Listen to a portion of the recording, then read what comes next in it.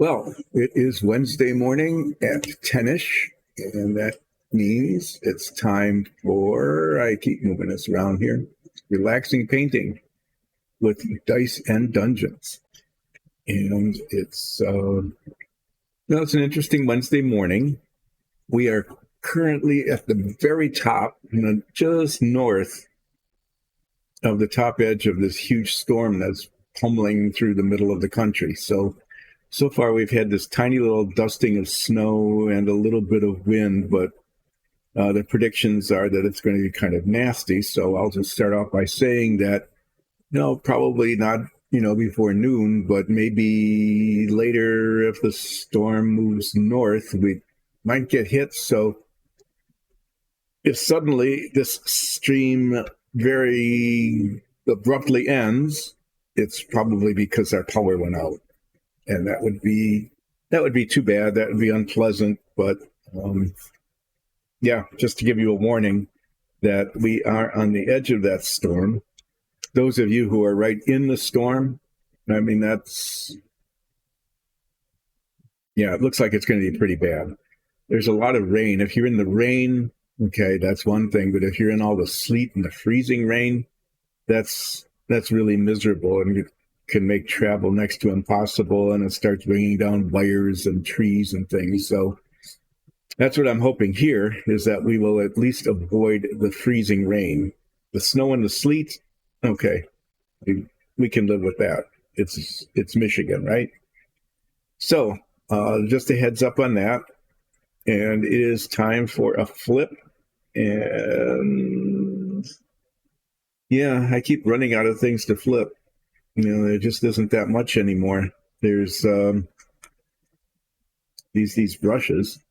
These are very coarse brushes that were designed for fiberglass rosin, basically. Okay. They're just, you use them, you can't ever clean them, you throw them away, and you can flip them. Rotate them. It's not a bad flip. Get up higher and you can see more of the flip. Ta-da! So there. It's down a little closer. We are back to painting Dungeons and Dragons kinds of things after a brief hiatus, a digression into Fink Eliminator, which is now finished and set off to the side. I showed that all to you on Monday. That's done. And now we're back to D&D figures because the rosin printer worked hard over the weekend and produced a whole bunch of cool things, like highly detailed minifigs. Can make our own now, and I'm going to start painting those. We have 5 pairs of figures, and I'm going to be lazy and start with the simplest ones. These are cultists. Okay, and I think they're simple. I thought that was because basically they just have these robes. So the robes will be painted dark, and then there's the cowl. I'm going to paint that a contrasting color. I'm going to make them look dark on top. So I'm going to be painting the bottoms kind of a lightish gray and the tops a dark gray, and then give them a black wash. They're holding a dagger. There's little details. There's a cord, like a belt cord that you can see. And it is very tiny here because it goes under the fold of part of the cloak. And of course, there's the face and the hands. And the dagger has little bits of the hilt showing, so those need to be painted a different color than the blades. So anyway, we'll see how I do. I haven't painted a minifig in quite a long time because we're painting lots and lots of dungeon tiles, which are larger and oftentimes just base coated and large, just large surfaces. So the minifigs, we'll see. Get back to that. In the interim, Nikki did order a whole bunch of tiny brushes. So I've got some new detail brushes to work with. So those are the cultists. And then these are warriors. There's a pair of those. There's a male and female of each one. These, I think, I might try to do these next. They're mainly armored. There's a little bit of leather or something showing underneath. Looks like the hands are just bare, but they've got like a little bit of armor on the wrists. So this is one of those things where there's little bits of like leather showing underneath the armor, but for the most part, it's a metallic that then gets washed.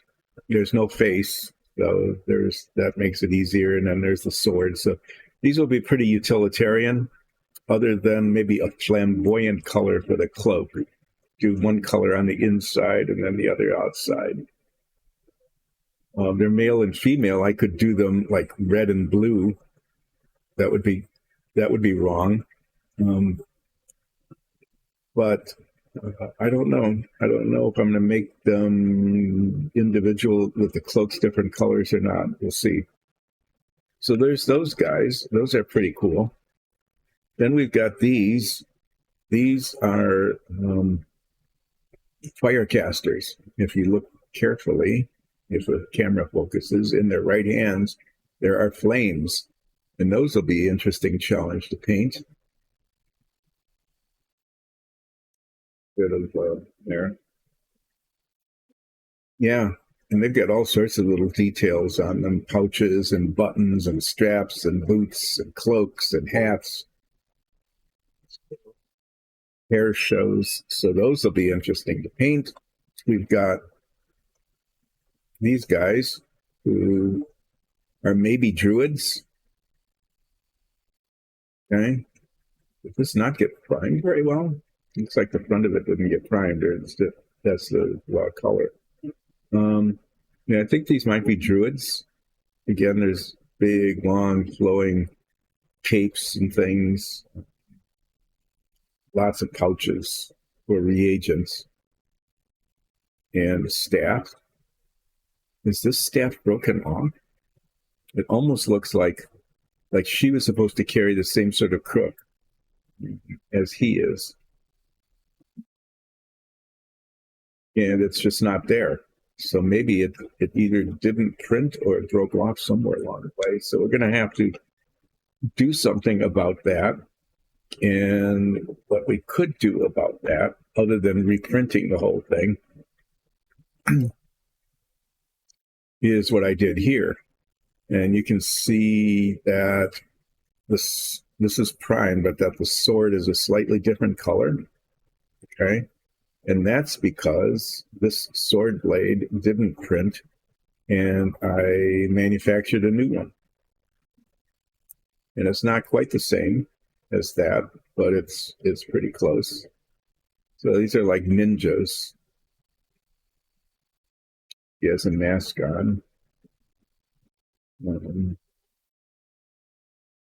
Anyway, yeah, minifigs. So I'm going to be starting with the cultists and the warriors, and then probably the fire mages after that, or the ninjas. But I have to decide what to do about this, because the crook, it's pretty clear now that I look at it, and I didn't notice this before I primed it, that the shaft is missing there. And it is possible with a piece of wood to replicate this and glue it on. So I'll have to talk to Alexis, and who's doing the rosin printing for us, and she'll have to decide whether to replace this one or not. Anyway, it's not impossible to replicate something like that.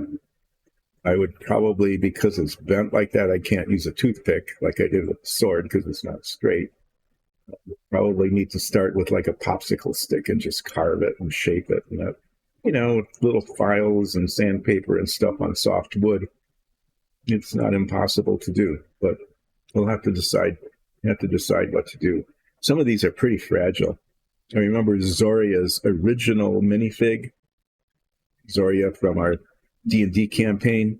The top of the shaft broke off like 3 times, got lost once and then refound. It was, it was just one of those things where just the small little bits of things, the really thin pieces. There isn't much material there, and sometimes they just break. And this one looks like it definitely was like a break. It doesn't look like it was a failure to print, because the rest of it came out okay. Well, the longer I talk, the less I need to actually do anything. But I guess it's time to get going. Yep. So I'm going to be painting this kind of from the inside out. A couple of things I'm going to be doing is I'm going to get some flat black paint, and I want to paint the inside of the cowls flat black so that the faces are deep in shadow. Okay. And then I let that dry, and then I'll probably, since the inside of the cowl will be black, I should be able to paint the face. And when I've got that color out, I just soon want to paint the hands as well. So before I paint the hands, I'm going to paint the hilt of the dagger, and then I'll go ahead and paint the dagger blade. And then I'm going to paint the cord from the belt. I'm going to paint that before I paint the rest of it, the gown or the robe, because I want to get the paint up to it. And that's one of those things where I might have to go back and forth a little bit. So it's kind of the order in which I'm going to be doing that. And I think by doing that, I can let certain colors dry before I get on to the next one that's near it. Now I get to try out some of these new really fine detail brushes. When I was doing the Fink, this was as detailed as I needed to get, but this is like a brush that's almost big enough to do the large areas. So I've got these guys. This one is pretty fine, and there's a loose bristle there, a little that's bent over. You can barely see it, but those are a real problem when you're painting, so I'm going to have to cut that off. And then there is this one, really, put it up against there, really fine, that I will likely be using for things like getting some wash on to highlight the eyes and the mouth on the face, or get in between the fingers. Okay. Maybe even for the rope. So these are going to be mainly gray. Okay. They're cultists, right? So they're both going to have the same colored robe. I consulted, and they're not going to be blue or purple or red or even brown. The consensus was that they needed to be in gray robes with like light gray with the black wash to show up all the folds and the texture in the robes. But to give it just a little bit of color and maybe a touch of menace, I'm going to paint the hilt of the dagger kind of a bright orangish red. Amaranth red, which on the color chart looks more red than orange, which is nice. And then I'm going to paint the sash, just this little bit of rope, scarlet red. And I think that it'll just bring a little bit of color to this, and it'll pop out against the gray. At least that's the hope. Well, let's dive in, and we'll see how this goes. Like I said, I haven't painted anything small for a long time. I've been doing dungeon tiles like these, okay, which, by the way, are printing on our 3D printers back there. Wood with stucco. This is a rough stone wall. And you can see that, with the level of detail here is painting accent blocks where the perimeter, the edges of the stucco, which was, had to be careful so you didn't slop paint all over the place. But painting a surface like that, one color, the most difficult part was just making sure it got into the crevices and covered completely. I did paint some flames and some gas clouds. These, and that's sort of detailed, but a little freeform kind of thing.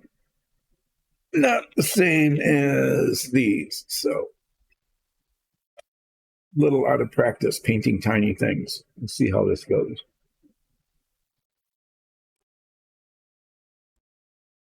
So once again, these were produced on our very own rosin printer right across the hall from where I'm sitting. First minifigs. Oh, what else did I do? Oh, yeah. I have now 2 layers of foam underneath the paint shaker because the paint shaker shakes the whole camera. And as you can see, that still isn't enough to dampen. No, that's not too bad compared to how it's been in the past. So we seem to have dampened some of the vibrations here most of the time, at least when it's running at full speed. If you as viewers really miss that, miss seeing that, you can let me know and I can get rid of the foam and we can go back to shaking everything.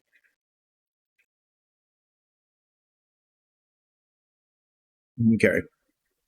So this is going to require tiny little drops because this is the inside of the cowl on the hands and the face, and there is just hardly any of that. So I'll put out just a tiny bit of this paint. And I'm going to use this brush, which is a little big for this, but things are going to get painted over. Lets me reach in. Not too much on where the face is, but I do want to get on the inside of the cowl because I want that to be really dark.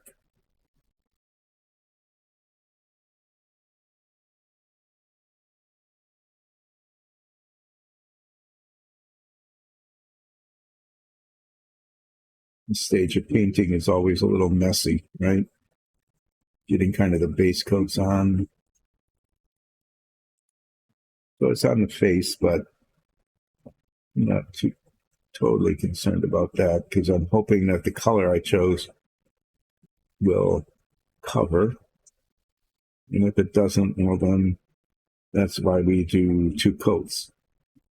If you might recall with the Fink, those of you who were willing to tolerate watching the Fink getting done,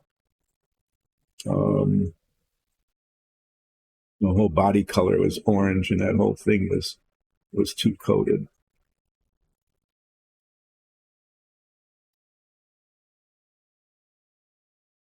This is the brush with the rogue bristle.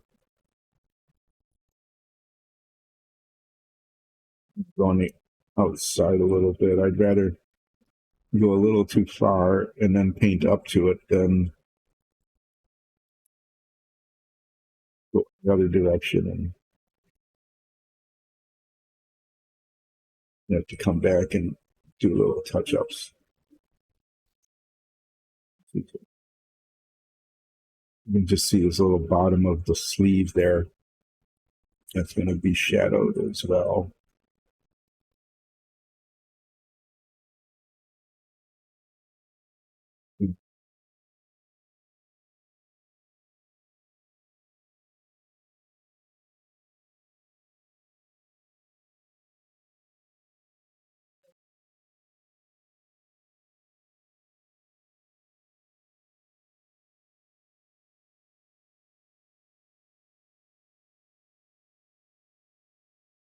I'm kind of glad I'm doing this.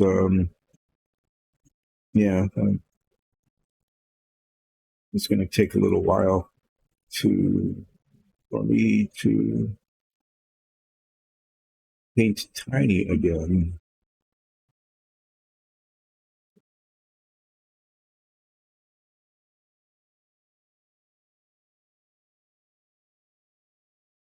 Okay, well that's just kind of a mess, but it's a start.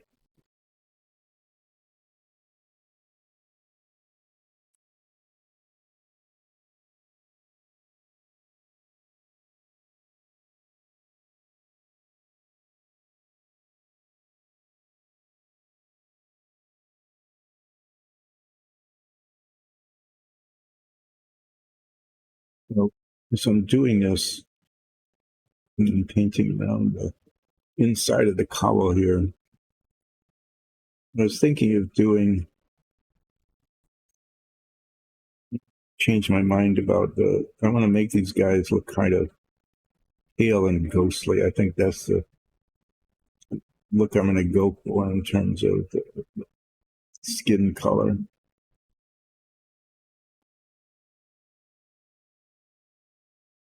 No matter what paints you get, their colors for the skin of faces and hands are never really very good. They always, oftentimes, are just kind of they're not this color or tanned or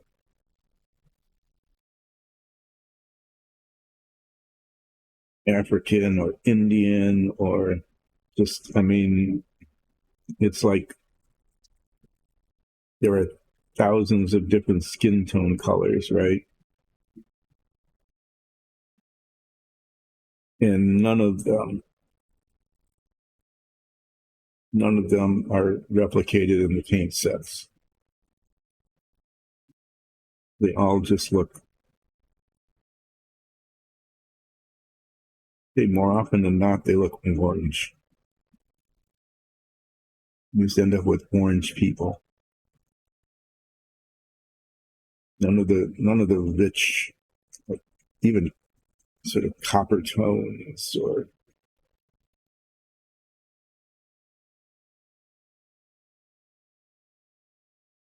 going to be talking about skin colors on the show because we can get into weird controversies about that. But I will just say that none of the paints ever match any skin tone that has anything to do with real skin tones at all.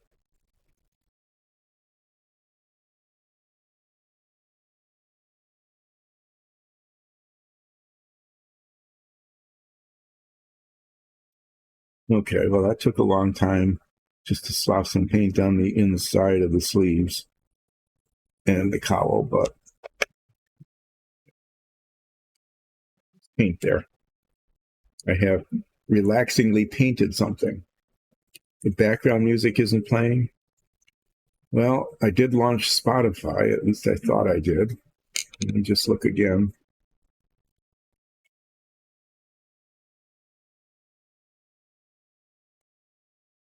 Yeah, it's running. Maybe there was an update.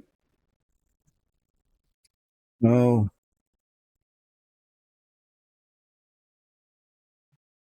see what's going on the screen. Sorry.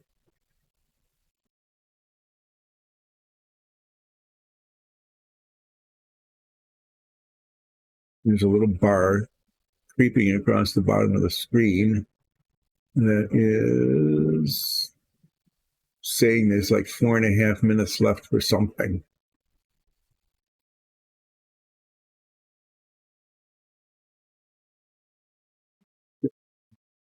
Maybe there was an update. Sure. We'll check on it again later, or when we'll get some technical help a little bit later. Well, thanks for the alert. With the background music off, I guess, you just have to listen to the 3D printers chirping away or listen to whatever I'm mumbling about at the moment. And what I'm mumbling about is the challenge of painting faces on minifigs because there are no skin tones paints that just they're just all ugly and they're not real, none of them.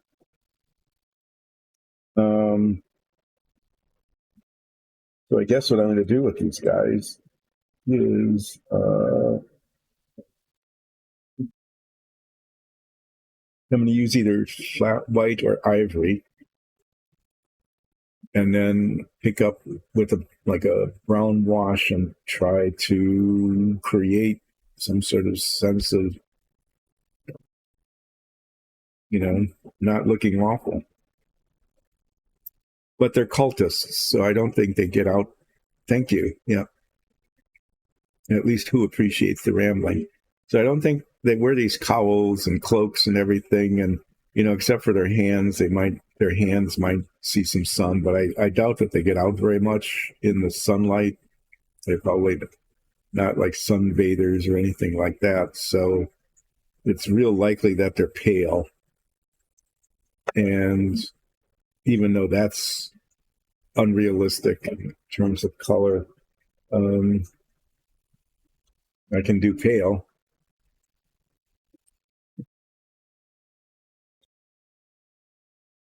What am I going to paint next? I'm going to attempt to paint the little bits of the hilt of the dagger that are showing.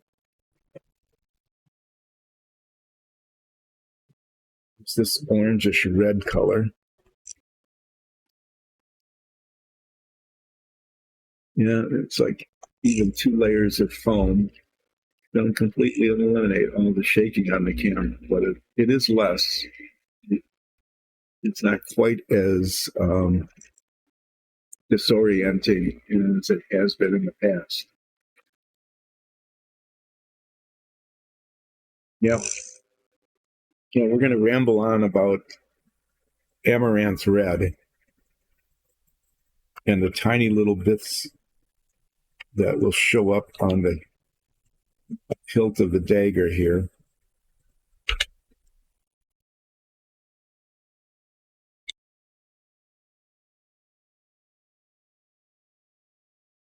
Yeah. I need to get the exact right here. And there's this one bristle.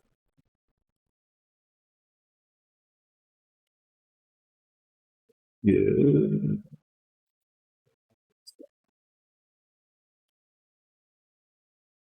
Now off the brush.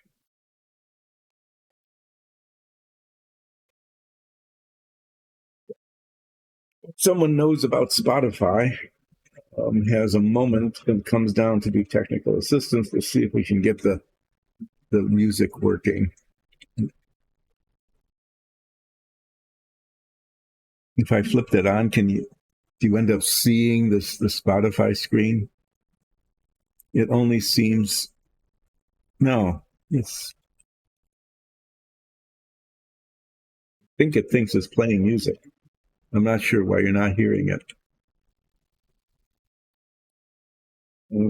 So that's just going to have to be a mystery until we get somebody who is able to work on it. Okay, so the hilt of the dagger, just the little pommel of it shows up here.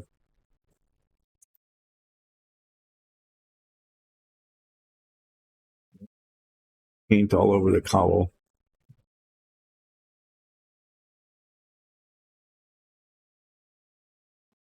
A little bit shows above the hands. And then the cross part here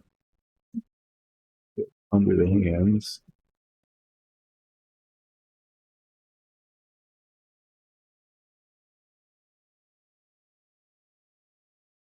Okay. Whoever designed this print was just kind of evil, I think.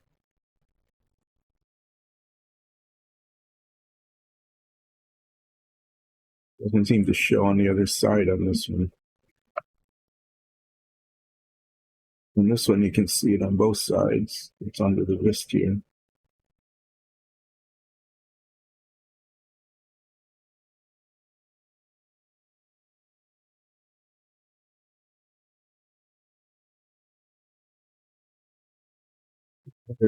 This looked really different on the color chart.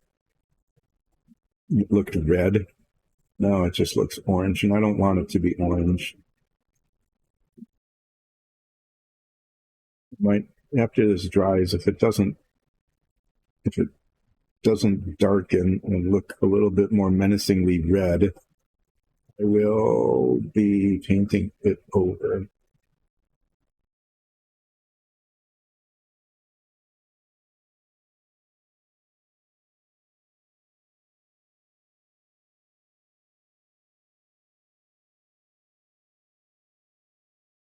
When we get these paints, I always make a color chart. And what that is I take just a little bit of the paint and put it on a piece of paper.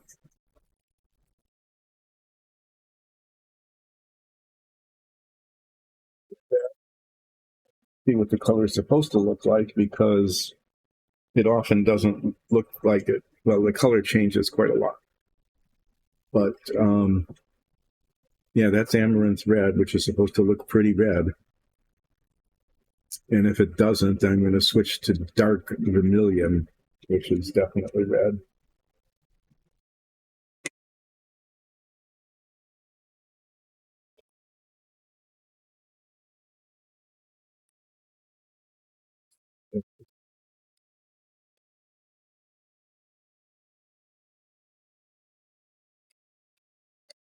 The amaranth red. Lied about the red part. It's getting better.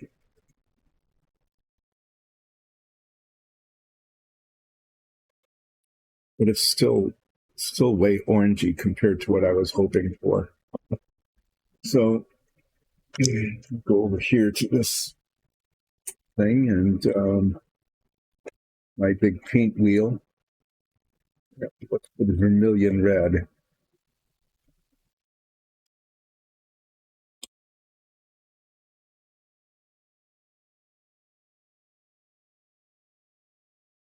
Bloody red. Yep, I'm off camera, I know, but I'm rambling on about vermilion red, so you just have to wait. Dark vermilion. Yeah, this will definitely be redder. So we'll just let that orange set for a bit. And what I wanted to do now is get out the scarlet red, which is a really nice red color. And I'm going to paint the sash.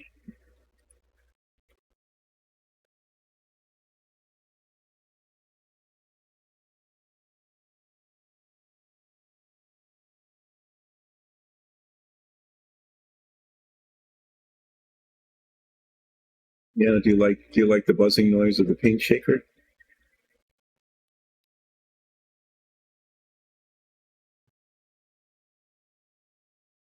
And at some point in the future, get some music turned on. It almost always works. Set things up and get them started. But apparently there was a failure today. Even though it looks like the program's running normally, I'm not sure why it's not playing. It might be in the mixing deck somehow. There might be a setting on that needs to be updated. Okay, so put this over here.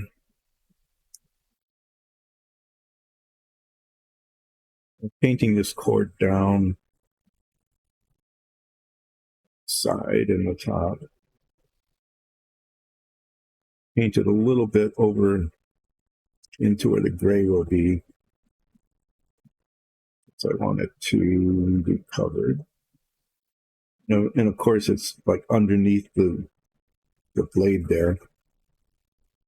So when I paint the blade, I will be working very hard to not get the metallic paint all over the sash cord that I'm painting. Now I'm painting it red because the rest of the cloak is just going to be like gray.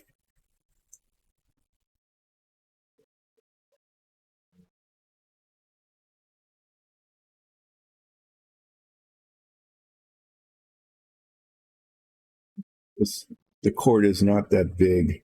There's just this little sliver of it that shows between one and the other, but I'll be painting down to it from both the top and the bottom with the same gray paint.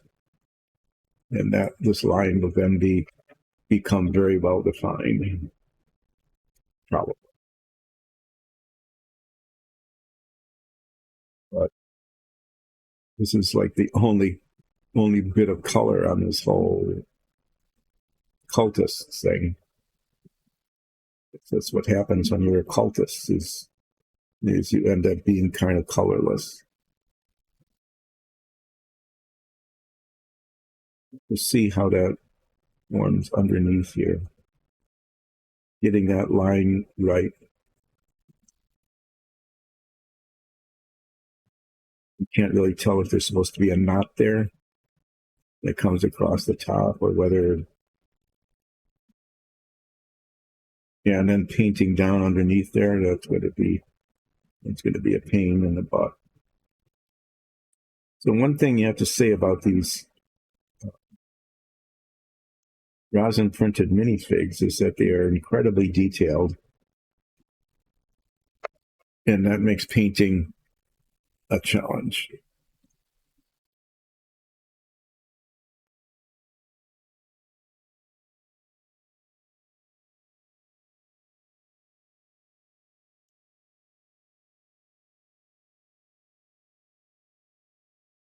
This red is going on to cover the parts that will be red, but it's also covering some of the parts that will be gray.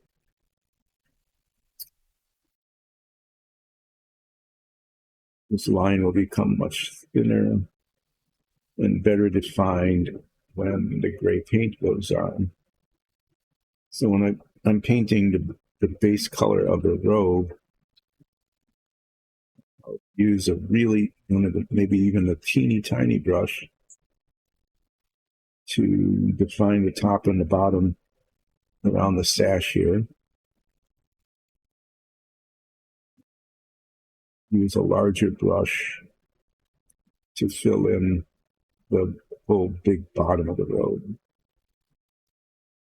So this is a pretty decent color for the sash, I think.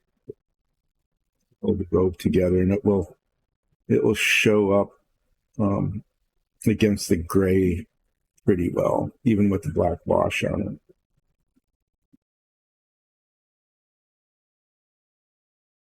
When you look at it, you look at that color, you can see that the hilt of the dagger is the amaranth red is orange. It just is. So I'm going to get out the vermilion and recover the amaranth with a red color because that was a fail.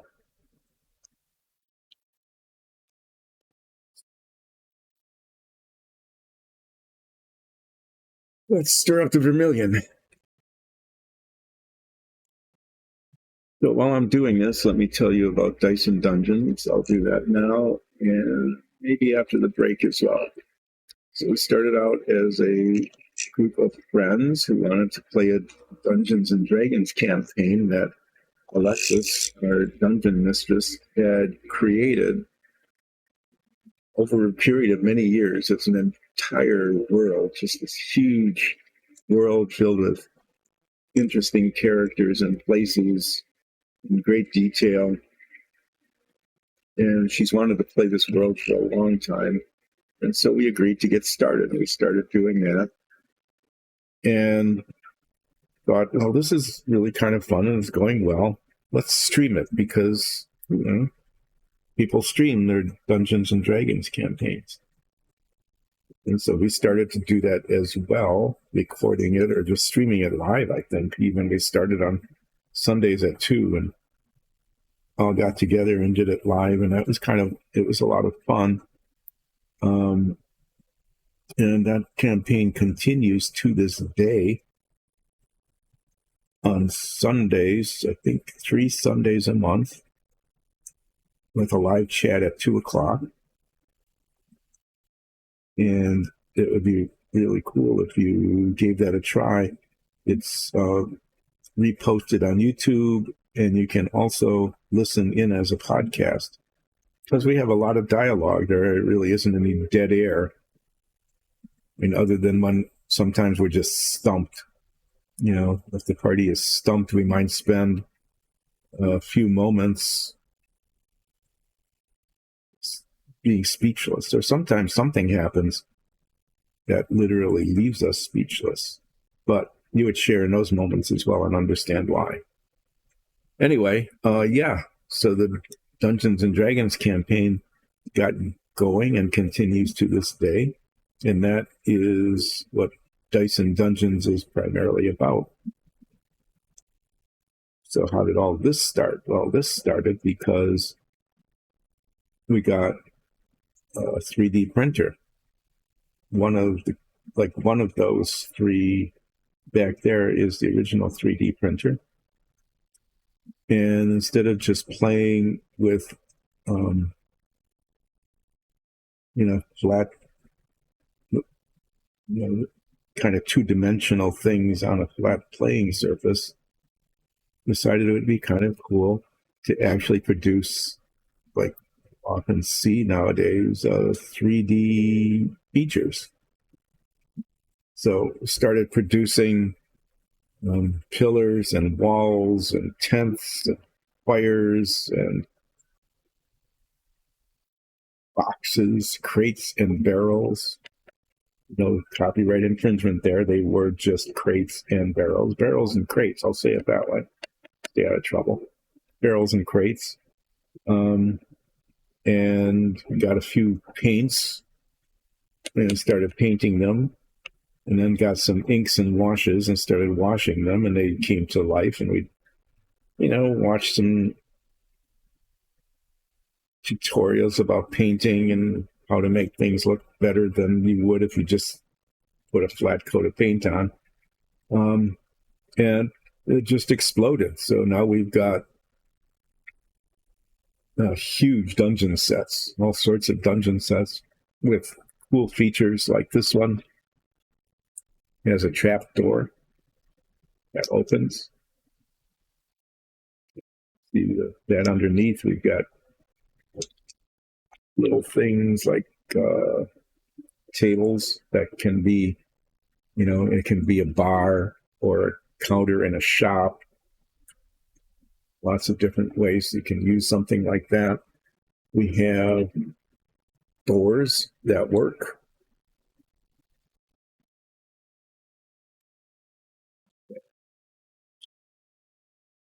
We have slime pools, we have sewers, we have cauldrons, these cool cauldrons, if they're in the den of a fire mage, you can call fire and magnetically attach your flame to it, so you end up with a big flame in a cauldron. Anyway, I can say that it just almost got out of hand. In some ways, just one thing after the other, that we were able to 3D print. And so we've got prototypes now of, I think, 6 different standard dungeons, plus a whole bunch of extra pieces. Like if you wanted just an extra wall, you could have an extra wall. Corners, inside corners, outside corners, everything like that. The cool thing about these, and I will demonstrate them, it's always cool to demonstrate them. These haven't been washed yet, so they're still flat base coat, is that they have underneath here, in these holes, are ball magnets. And with the ball magnets, these stick together. So they're not like a magnet base that has to go on, say, a metal base. You can use this on any surface because they stick to each other and not to the surface. And you can very quickly reconfigure them. You don't like that? You want this over here. There. And you've got a corridor. Okay. You can get some flat floor tiles and put it in here. We have corners that fill in there. But you can see how easily these all work, and you can move them around. So if you bump the table, they don't all just fall apart. You can just reconfigure them quickly. And in fact, I've mentioned this before. In one of our encounters, we had a mimic dungeon, and the dungeon kept reshaping itself as we were playing. We ended up going through 3 dungeons, 3 configurations of the same dungeon. Okay, that's a better red. I think that'll do for the hilt. Now what I'm going to do is paint the face and the hands. Good luck with me to do that. I'm going to just paint them this ivory color, which is a little bit yellowish. White, it's not quite as pale white as just white is. What I'm going to count on is that I can use little bits of brown wash then to highlight to put in the spaces between the fingers and in the mouth and the eyes to highlight the facial features. And let's see if that can work.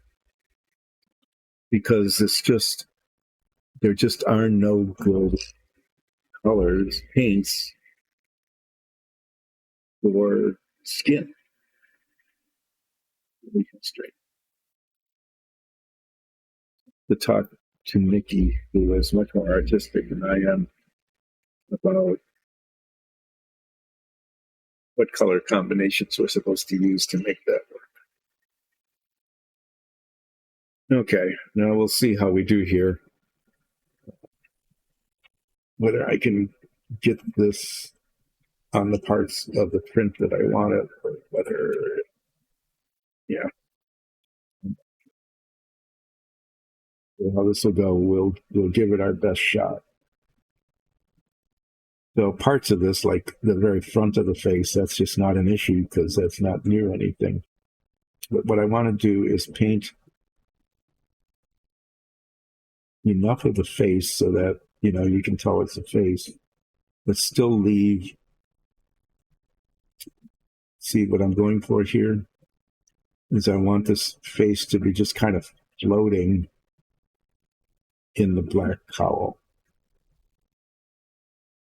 And I will say that having painted the black first and gotten it on the basic print of the face, it's difficult to see where that is. I can see the nose and the mouth. I can't in the chin. Okay, that's all fine. I can't easily see the top of the head and where the eyes are. As this dries, it'll become more obvious, but right now, this is a nice tiny brush. Paint, if I can, hold my hand steady. Paint small things. Okay. It's like this is really quite close, being where the edges of the face are.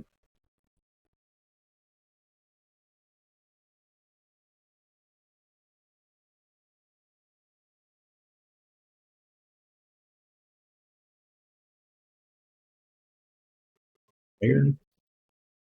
It's like a lot of times, what you really need to do is just keep rotating a piece.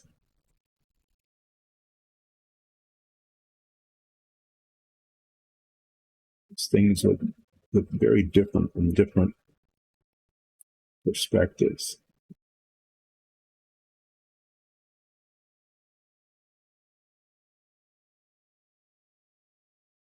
When I looked at it this way, it was definitely the forehead went up higher into the model.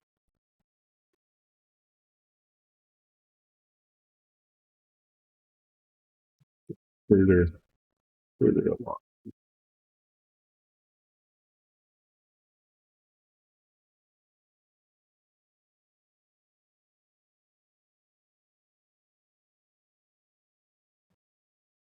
You can hardly see what I'm doing because it's very small.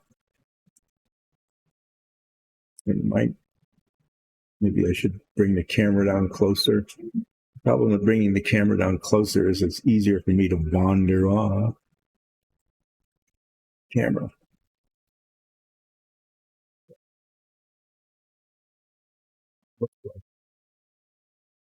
Except I'd like just this. I'd like just to go the tiniest little bit further. There's a little spot right there where it's kind of is concave. Definitely has a nose. The nose is large.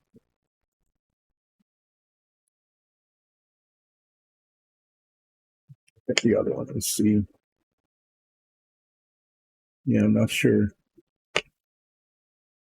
I'm going to paint the fingers and then come back to it. It looks like maybe it needs to go up higher because I can't see the eyes, but on the other hand, it's nicely occluded by the paint dries on the bristle really quickly. I like it's nicely occluded by the top of the cowl, which is kind of a nice effect. Gives it this shadowy kind of look that you would want. Cultist, right?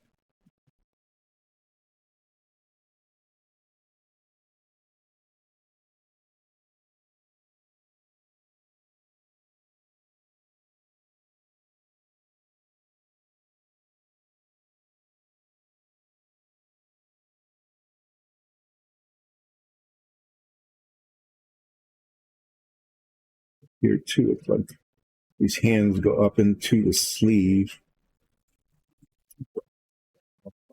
You push the ivory paint.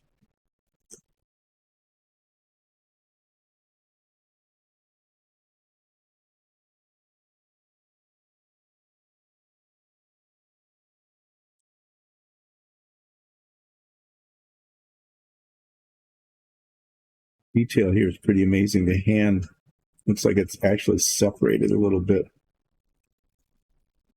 from the hilt of the dagger. It's pretty impressive.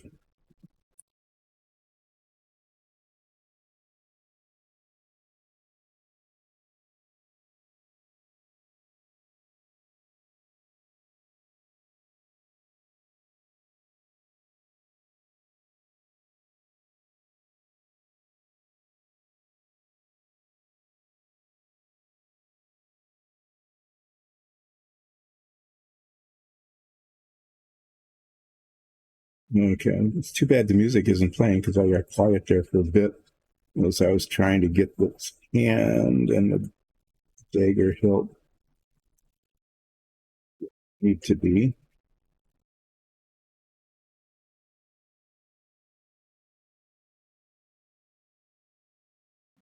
Dead silence there on the stream for just a moment. Don't know. I'm not sure what the problem. Okay, well, I got to where the black needed to be, I think. See, the problem there was when you're painting up, when I paint at least, up to an edge of something, you need to push the paint up to it. And here I was pulling the paint away from it, and the back end of the bristles inside of the sleeve. So I'm going to want a little more black there. Down here as well.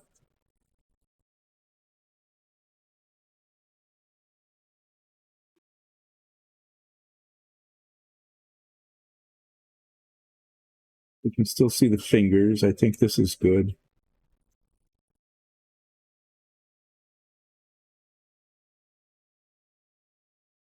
The face is just this oval face, just kind of floating in the cowl there, and I think that looks okay. Let's see how the other one turns out.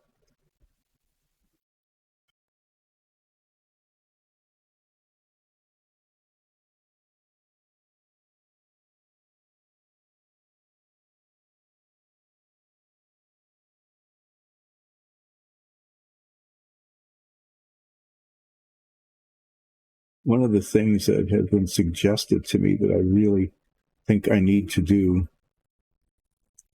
is get some magnifying glasses. Because when it wasn't such a big deal when I was painting a Fink. I could see the boundary edges and things pretty well because it's a much larger scale, right?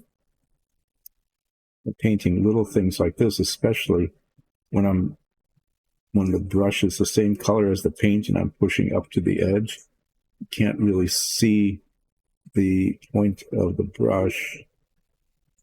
And to be honest, can't really see much of anything.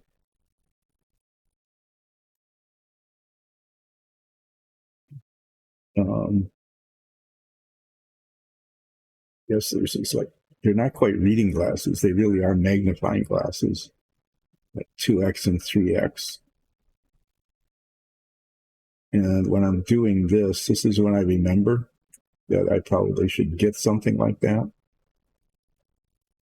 And then when I'm not doing this, then I don't remember that I should get something like that. And when I don't, well, I'll just mention it here and probably more than once again in the future. But if I'm going to be doing this sort of thing, I probably should get some of those magnifying glasses so that it will look weird. Not that I don't look weird already, but it'll look even weirder. Help me see what I'm doing. These tiny little details.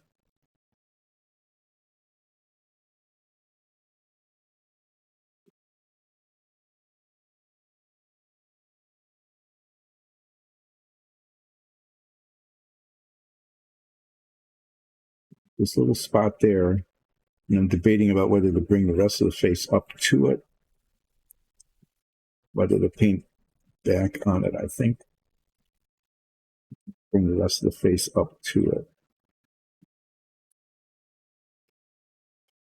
You have to keep, with a tiny brush and a little bit of paint, it dries on the tip of the brush really quickly. And then it doesn't flow off.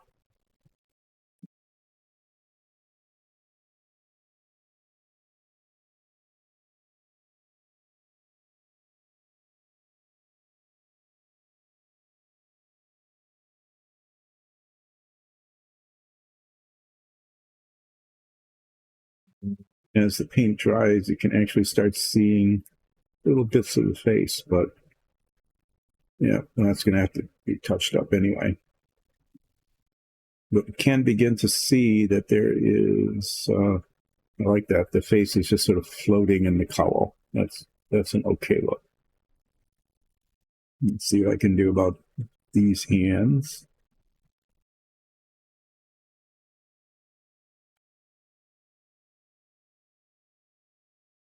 Paint, a little drop of paint I spluted out is also starting to skin up.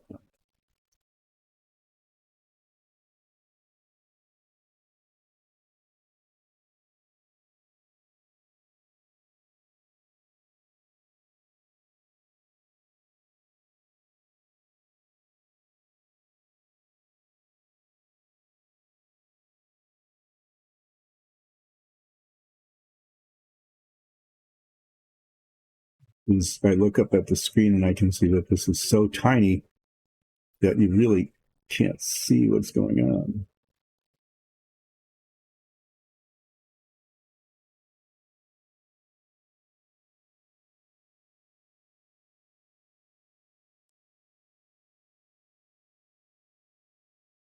Bring the wrist down, kind of a realistic width compared to the notes on the dagger, which is showing underneath.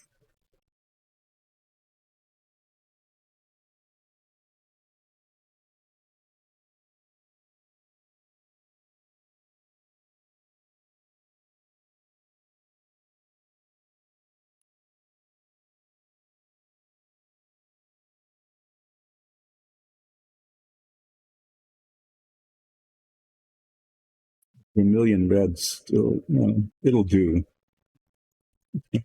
Not exactly what I had in mind, but it's not bad.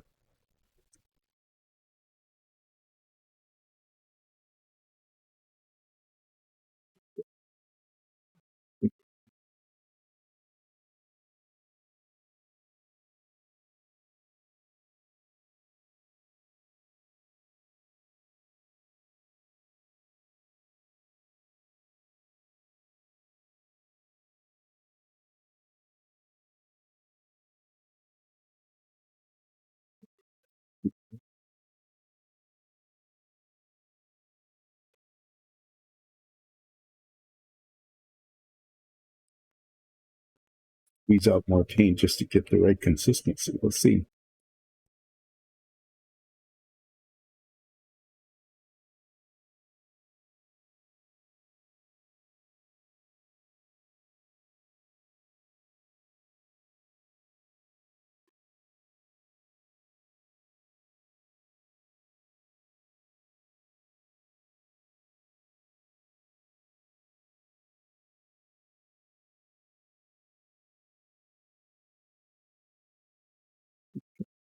Still see the dark under the cowl. I kind of want that to be there.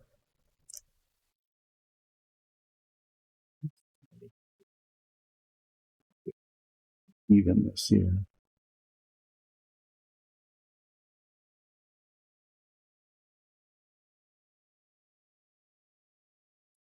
Looking at the bottom of the hands, and there is a gap between the hand and the hilt, so that's why it's done.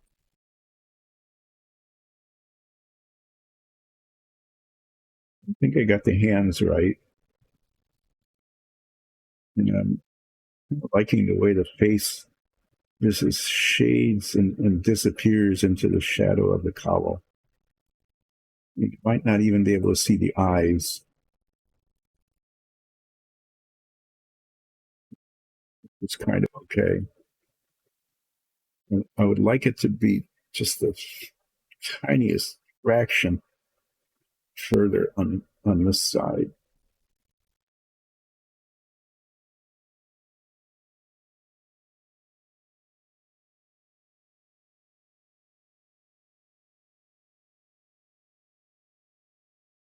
Then I need to get the black paint out. There's a tiny spot there, just a dot that needs to be painted. Be painted. I think I may end up maybe going a little too far with the ivory here. But if I'm getting the black paint out, I can fix that.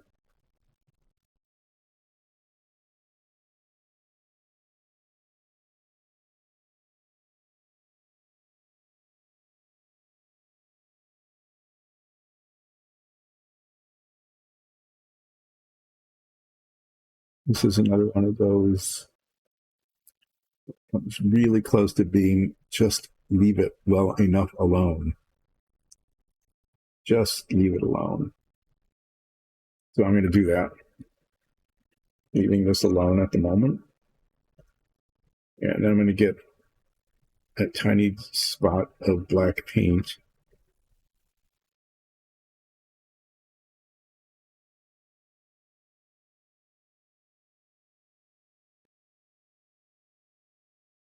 Dot right there. Make that dot disappear. So the look here is that these faces are just sort of floating in the darkness of the cowl, and you can't really even see their eyes. That might be okay.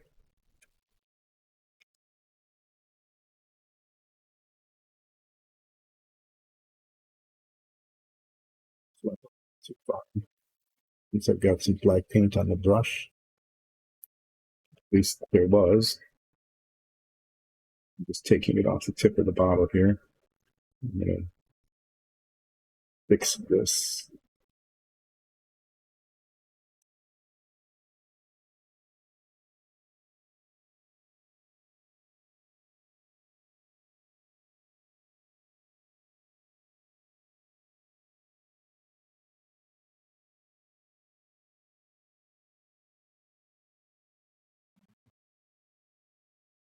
I think I've got the hands and the face.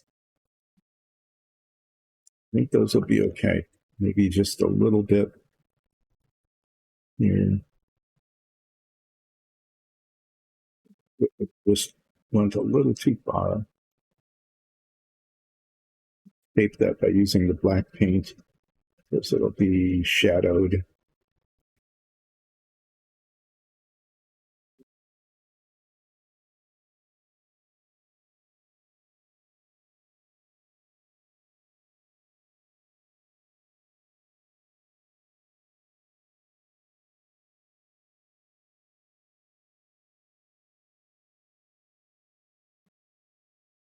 Okay. That definitely is to the just leave well enough alone stage.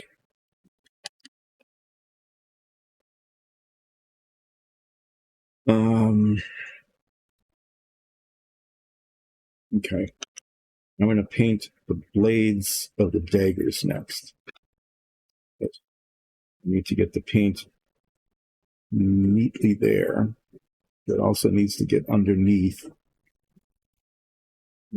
Try to get as much at the back of the dagger as I can without getting paint on the other parts.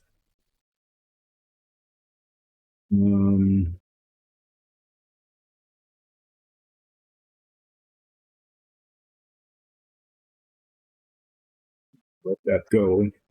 Sure how it'll look different once I paint the gray on the rope. So I'm gonna leave that go for now. I'm gonna paint it this kind of a dark metallic color.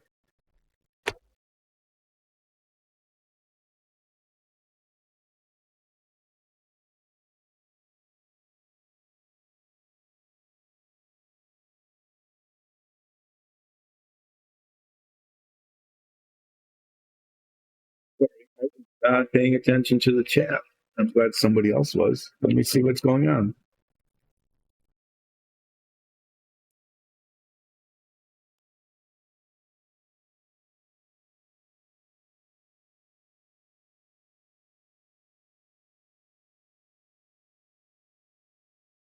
Okay. Chatting about where the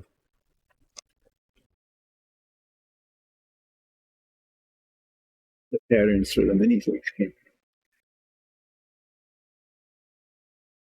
Okay, so this also requires a tiny dot of paint. You can see show you the palette here.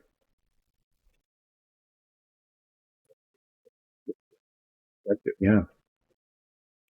We have these, I think they're like 89 cents a piece or something, plastic palettes, which are actually really kind of useful. We used to use, at one point, these little mixing cups. And we put the paint in there and little dots and things, and it was, it worked because it was non-absorptive plastic, but this is a lot more convenient because they're shallower, for one thing, which makes it easier to dip the brush in. And they were actually designed for this purpose, which is as well. Anyway,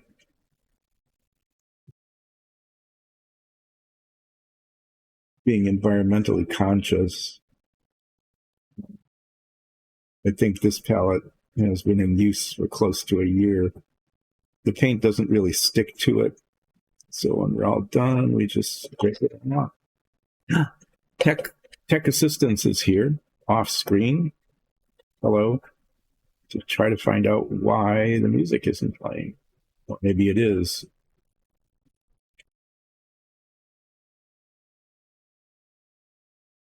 Thank you for coming.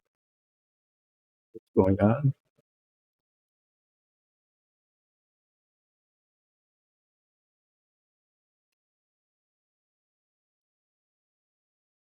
So do these things show up on the stream? Is that what you know? Okay. I never know what does or what doesn't. What was wrong? You'll have to fill me in later. Thank you. We now have music, which is much more interesting than me babbling on, I think. So sometimes I'll be quiet so that you can listen to the music. What I'm doing here is painting the blade of the dagger. Get it up to the hilt. I'm also finding that, yeah, I really should get those magnifying glasses. My eyes are not focusing at either a distance or close up as well as I would like. So there. The dagger actually looks pretty decent. And this roughness around the edges here, that's going to disappear when I start painting the cloak. That'd be a good thing. What I'll be doing is painting, using the little brush to paint the edges of the cloak. Okay. And then getting once all around the tops and the bottoms and things, and once that's done, I'll get out a little bit bigger brush and fill in all of that, and it will look very gray and pretty lifeless.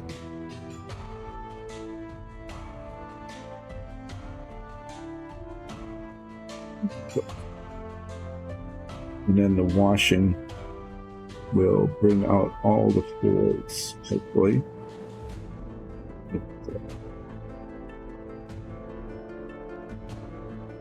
Okay, so we've got lots of little bits done there. And there's only really two colors left. The robe, the tops and the sleeves and the whole skirt kind of thing, front and back, is one color. And then I'm going to make the cowl, this thing that goes around the top and the shoulders and the back here. That's going to be a different color, darker. So it'll be darker on top and lighter on the bottom. I think I'm just going to go ahead. I'm going to paint the top first. No, I really can't, because, okay, if you look at this, I need to get paint down in here, behind the hands, okay, somehow, behind the hands, and if I paint this first while I'm doing this, the paint will get all over this. So I'll paint that later, and if the boundary here doesn't turn out well, I can repaint it. I'm going to be using this neutral gray. This is the same color, actually, that we use on the stone. One of the two colors we use on the stone dungeon tiles.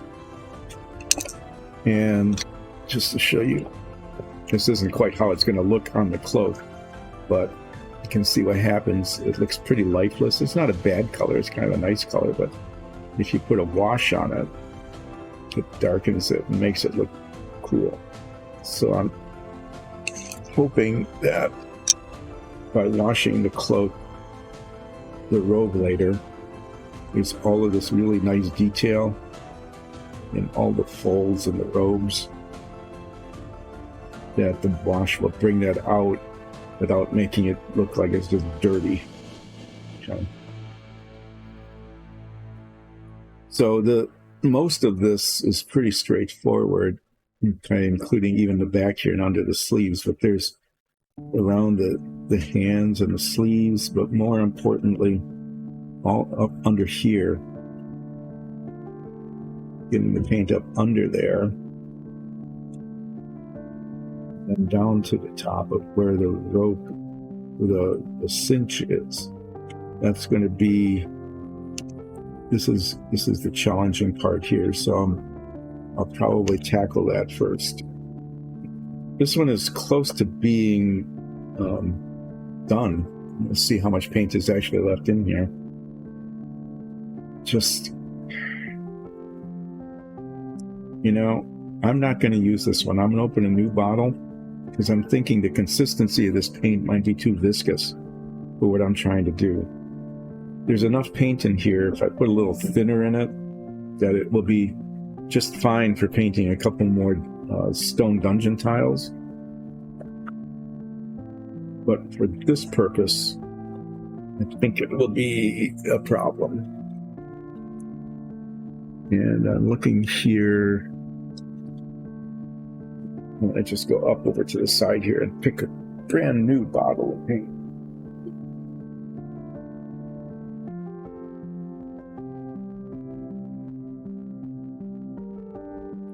Unopened bottle of neutral gray. The fun thing about this is that it's settled. You can see the separation between the pigment and the solvent. So you're going to get to hear it stir for the better part of 2 minutes. Make sure it's thoroughly mixed.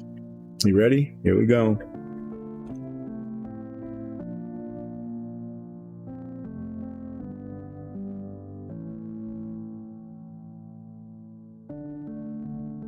Pretty cool, huh? Get to hear some buzzing. Get to see a little shaking. Frequency changes.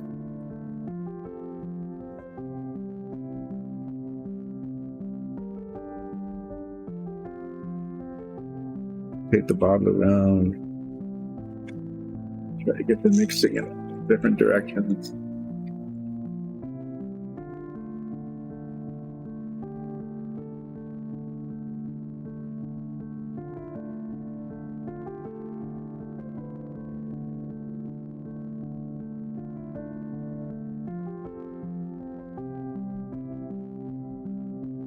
Yeah, I didn't want to talk while this was going on because, you get to hear the buzzing sound, get to see the shaking of the camera, the paint shaker.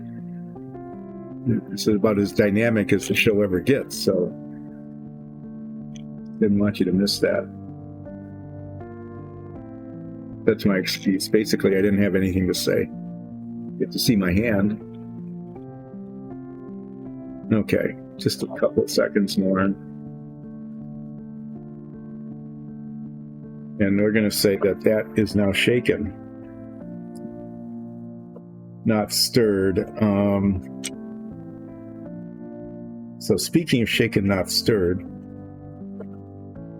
because that's what I just said, anybody who does martinis know that they're done best if they're stirred. James Bond was drinking like inferiorly produced, martinis. I don't know how I'm going to get this down in there.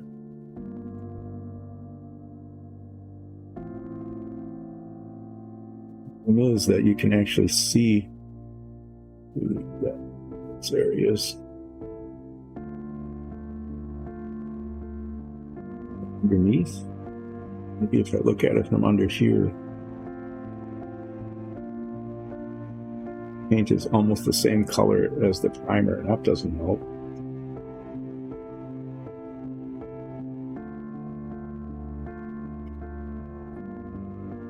Okay, well, gravity still works.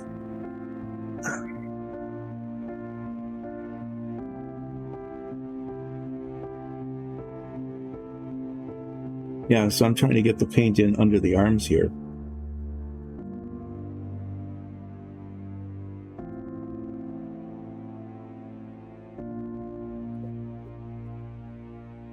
And I'm trying to do that first because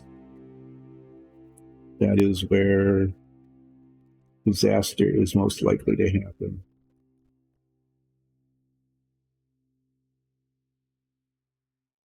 What I want to do too is this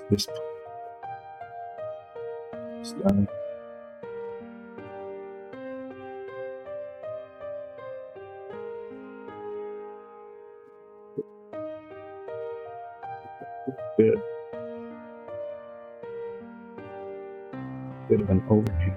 Should give me a good boundary.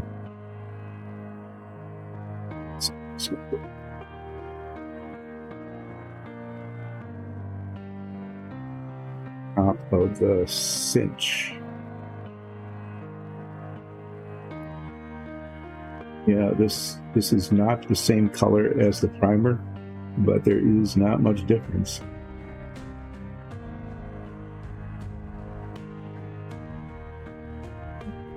Difficult to see what's been successfully and carefully painted and what hasn't.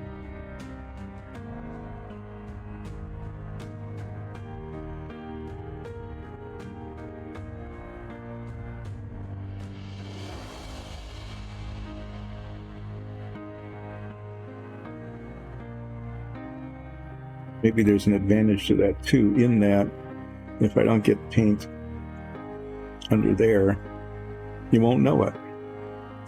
Okay, so let's paint the sleeves here. This is where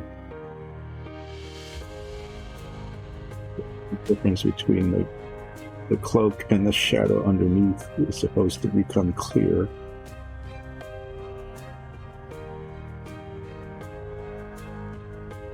This is definitely cloak territory here.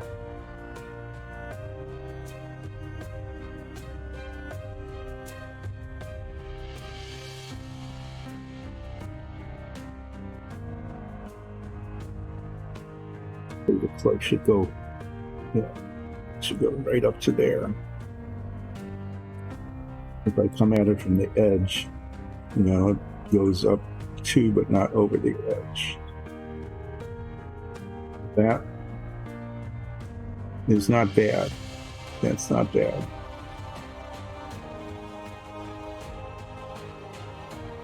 I just need to do the same thing on this side.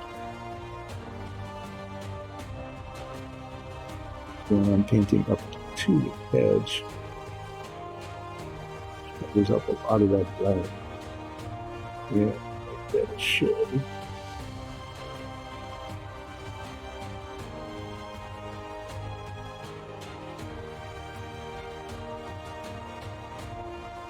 And the cloak actually comes up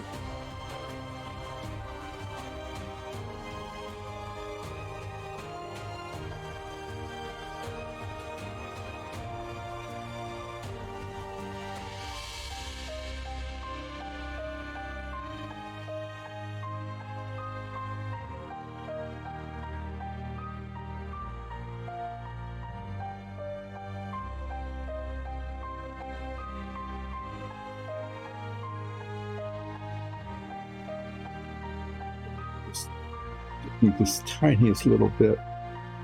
We're just trying to get it just right on both the dagger and on the wrist.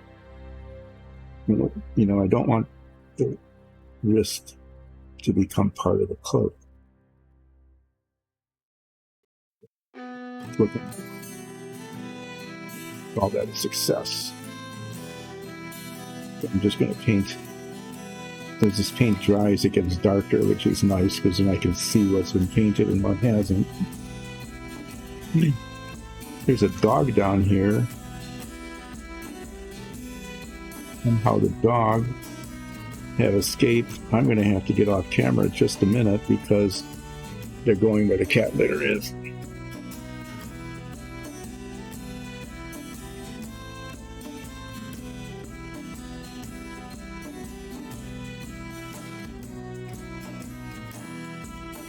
Okay. Anyway, that was Atlas. This is one of our dogs. She's extremely cute and didn't get into any trouble down here, which is really kind of nice. He is, for the most part, a very well-behaved dog. Sometimes when greeting new people, it gets very enthusiastic. Okay, so I'm looking at this That's another one of those. I'm satisfied with what that is. So now I just need to paint around the bottom of the rope here. It's not too hard. I'm just painting up to it. This will be a little challenging. It's hardly any of it that shows, really. So the line that you're seeing of red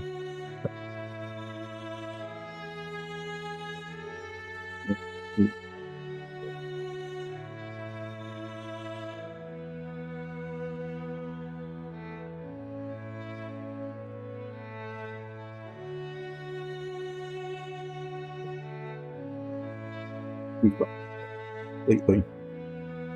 Need to fix that. I'm afraid of that happening. You know, you try to paint up to it, and then sometimes it just goes a little too far. And then get into the back and forth kind of situation. And touching that up with the red will be pretty tricky. It's a lot easier to push the gray up to where the raised part of the cord is than it is to just touch it with the spotted, like I did there again. And I did okay on one side, but not on the other. So I might have to do a little back and forth there. When I repaint that red, it will go a little too far, and then I'll have to come back with the gray. Actually, what I'm going to try to do, I've done this before with a little bit of success. So I'm going to get a little bit of water here, since that paint is still pretty wet. I want to see if I can't just wipe it away.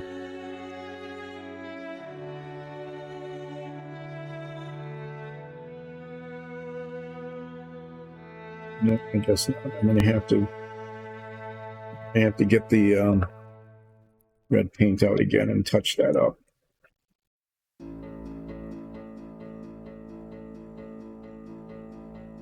I'll paint down far enough away so that I can use the larger brush on it.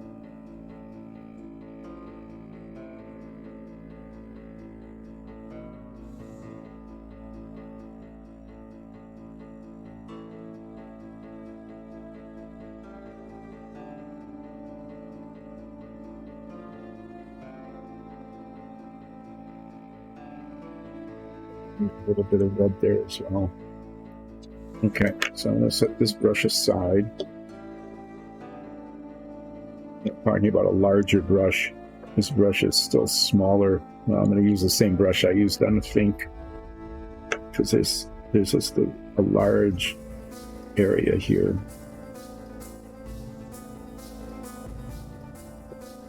The arms, sleeves here, paint up under the cowl.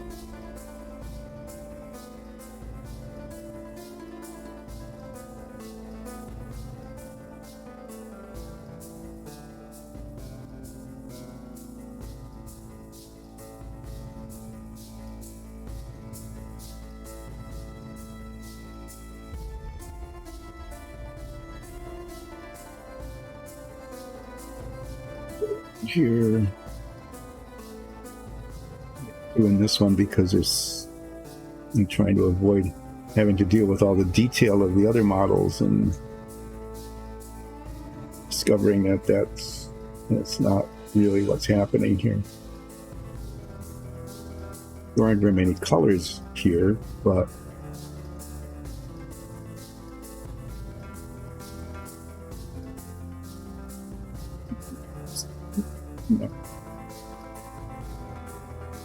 paint down the belt. That's where I need to put little tiniest little dots of that scarlet red again. Try to paint down here.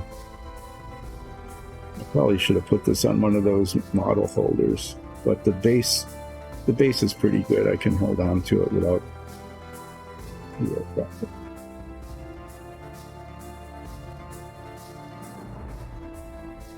I'll finish painting this, and then I'm going to paint the cowl.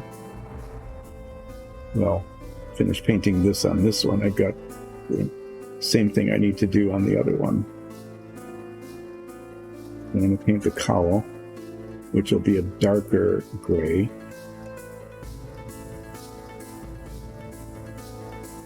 And then get the red paint out and touch up these little spots that need touching. Actually, you know, since I want to do that before I forget about it, by the time I get the other one painted in this base color, this will be dry enough. I'll be able to do the red right away and get that taken care of.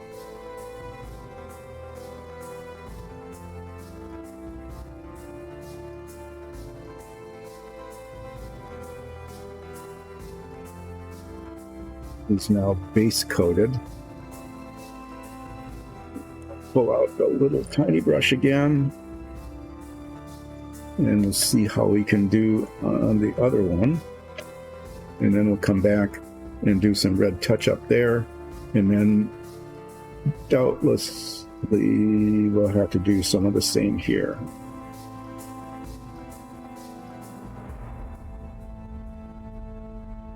Underarm situation here.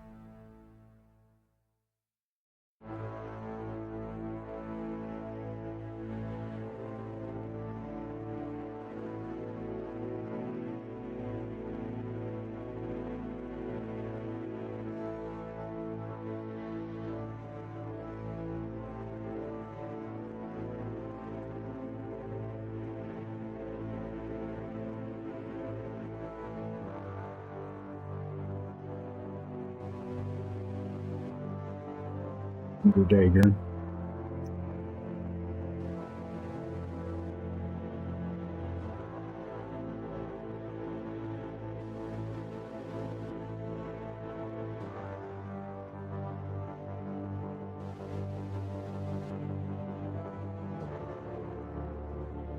Okay, and then paint around the top of the sash.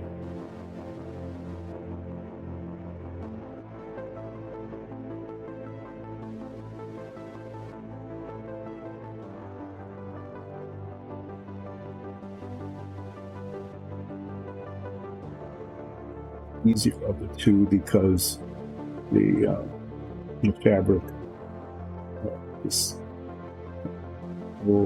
up above it. And that's where I painted the sash up to that point. So it's really easy fairly easy to see where the boundary should be. It's coming at it from the bottom, as you saw earlier. The other one, that's a little bit trickier.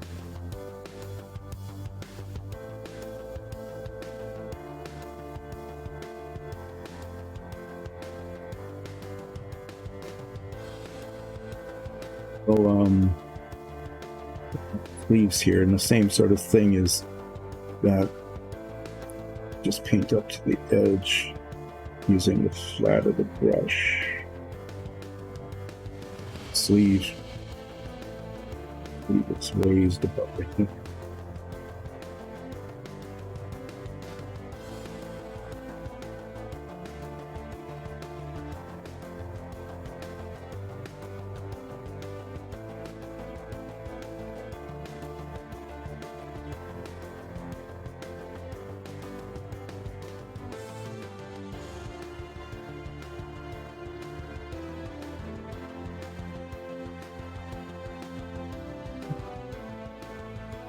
A little bit here, a little bit on the front of the sleeve.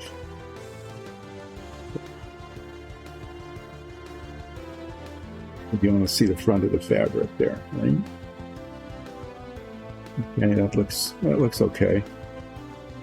Let's see what we can do with the other one here.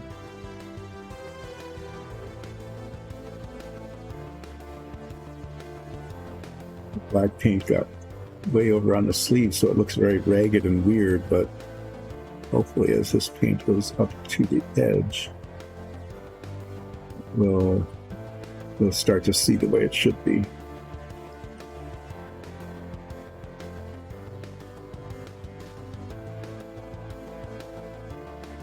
Just want to get the edge of it again, just so that you can see that that there's fabric there, that's part of the sleeve. A little bit here where the wrist color, skin color, and just a little too far.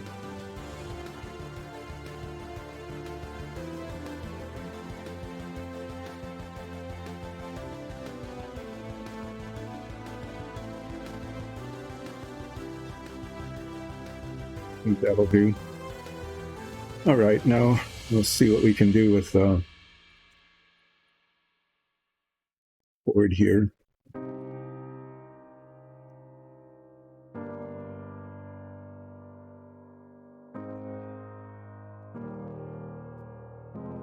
And up to where it's raised, it's a very thin line there.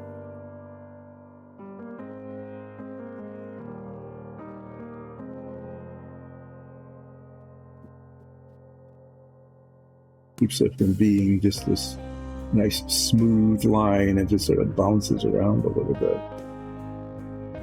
What I was finding on the other one is that pretty clear dividing line at the bottom of the cinch, but it's not a smooth one because there's a lot of texture in the robe.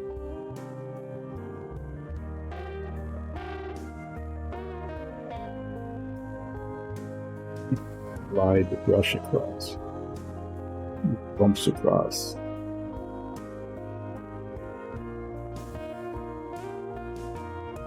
Yeah.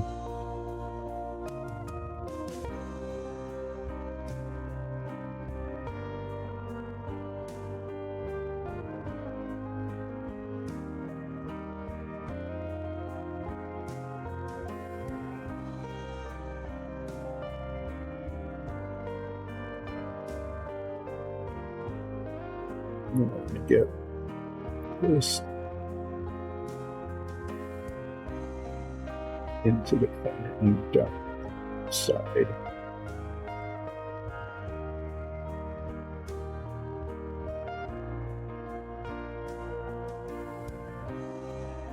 And turned up not too bad. There's a little bit of red touch up I want to do on this one, but not as much as on the other one.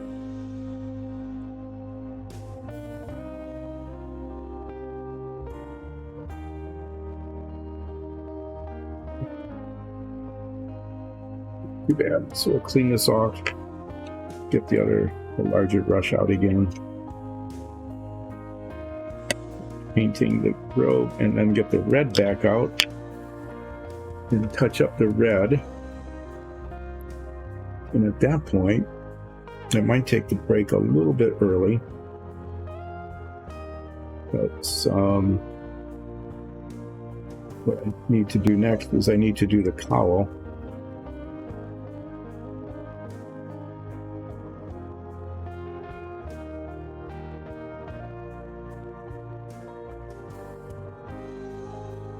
Well, we'll see how much time is left. I might take, I want this to dry along here where the boundary of the cowl is, but that might be okay because I'm going to be doing red touch-ups, so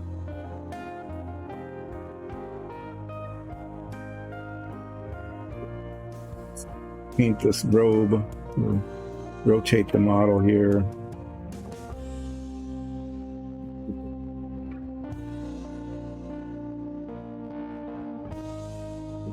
And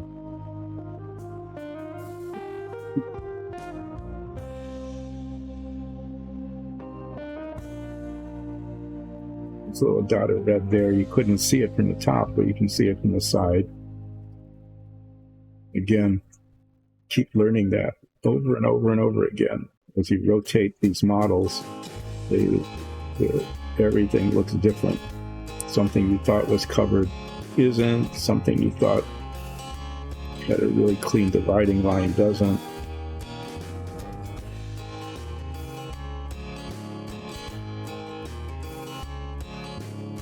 Something you can't see at all from one perspective just jumps out from another.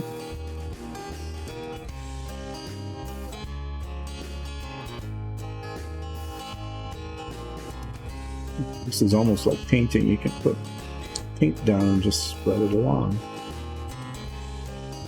It'd be amazing.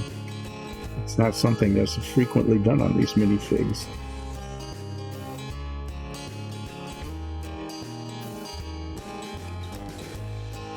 Yeah, because the paint color here is so close to the primer color, before I put this gray away, I'm going to go back to this one. Yep, see? Right there. There's a spot that was totally missed. It wasn't really clear. It's when the paint darkens, it gets a little darker as it dries, that it became obvious that there was a spot that wasn't covered.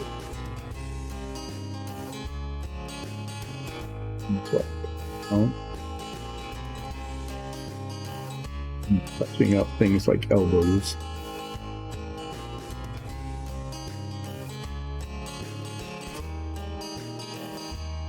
And some of that will disappear with a wash that goes over it.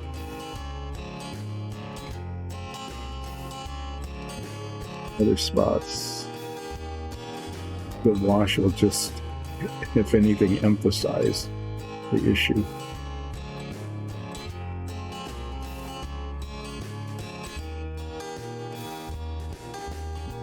Yeah. Drying enough so I can see if I missed any spots.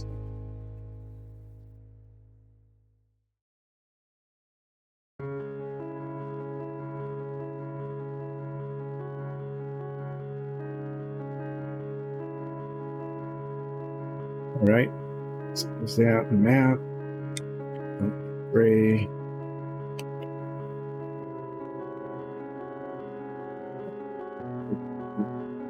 I use the scarlet red, I think.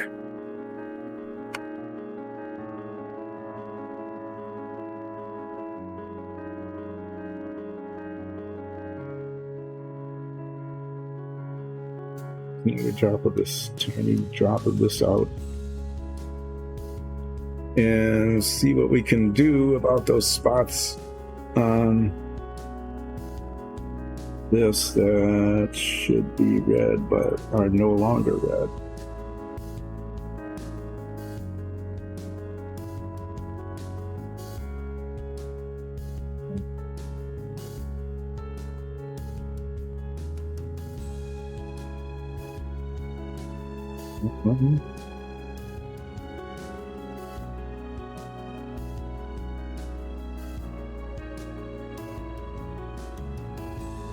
That one, and a little bit in here on the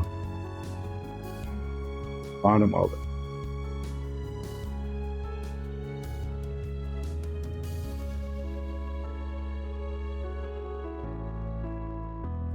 Tiniest little bits of paint just made a huge difference in the appearance, and I think there's a little spot on this one too.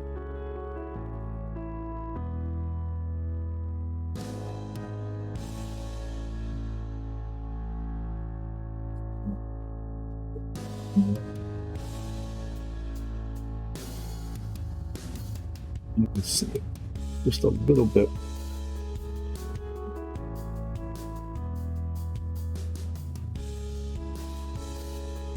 Yeah, I mean, that's all it was. Just tiny little bit.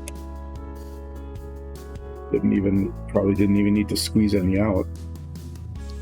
So I'll get this really nice and clean. Okay. So there's 10 minutes before break time, and I might take a little bit longer break than usual because I want to check the weather.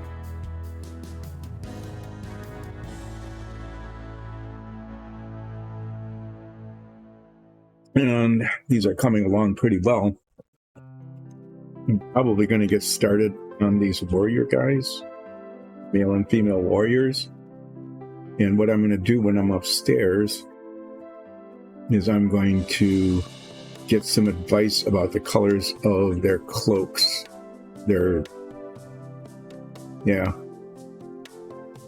Not their cloaks, but their, I'm not sure. I mean, inside and outside should be different colors, but they could be anything. I mean, they could be orange, they could be purple, blue, green, the same for each one, different. Capes. That's it. Sorry. Their colors of their capes. So I'm going to get some advice about colors of capes. But first, we're going to stir up the dark gray paint.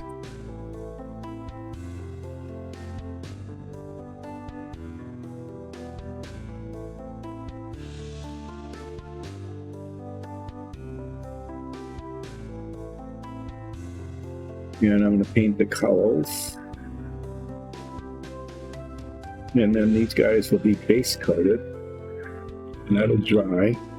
And then I'll come back and start probably. Either I'll wash them today or save it for Friday. Now what I want to do with the cowl is kind of like what I did with the sleeves, is paint up to the edge side of the brush. Hoping that this dark gray works. I was tempted to use this other color called Field Blue, which is a little more contrasty. It's a little bluer grayer. It's a really nice color. We also use it on our stone sets. But I think we're going with kind of a monochrome thing here with the cultists.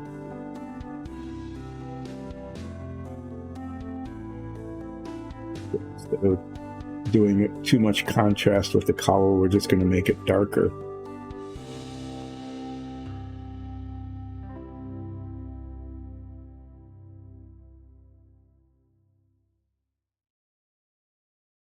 And this won't show the wash that much, but that's okay because there isn't that much fabric detail on the cowl. Everything here is just to have a different color than the main body.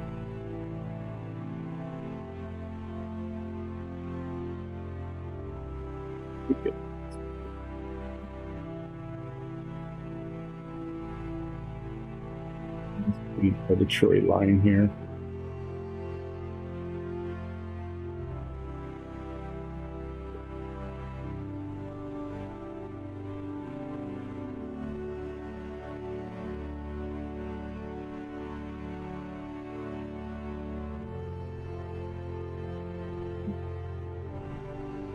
This will cover up that little red spot that was formed when the brush slipped on the hilt.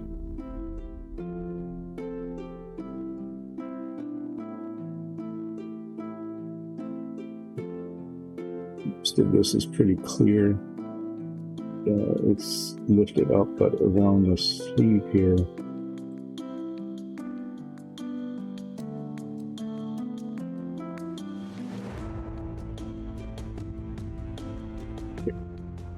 get that.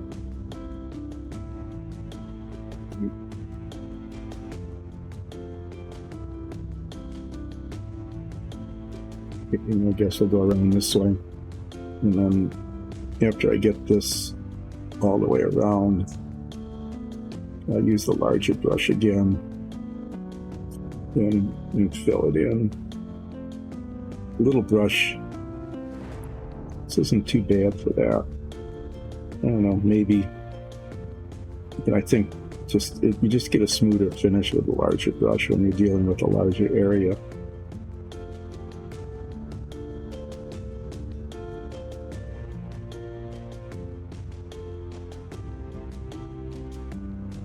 here.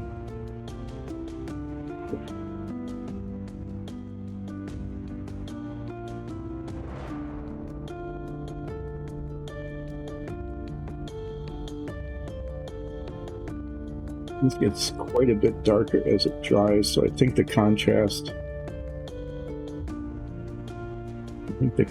with the rest of the cloak will be okay.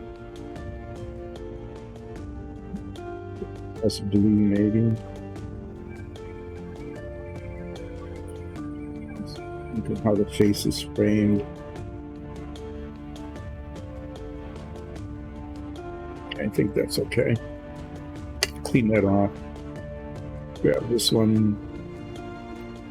Just finish it off here.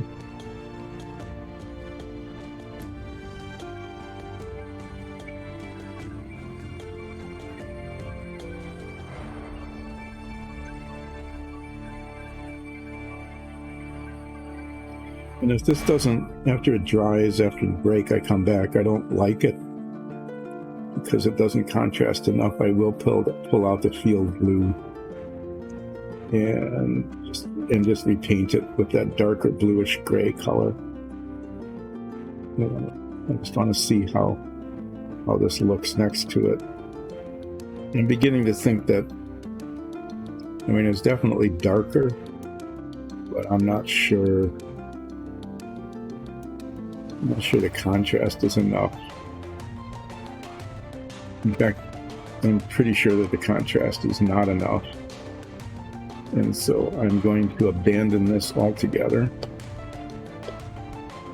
and get out the color I was talking about, blue, and put it on the other one and see how that looks. And then I can do a comparison after they've dried and decide which color is going to be the color of the color.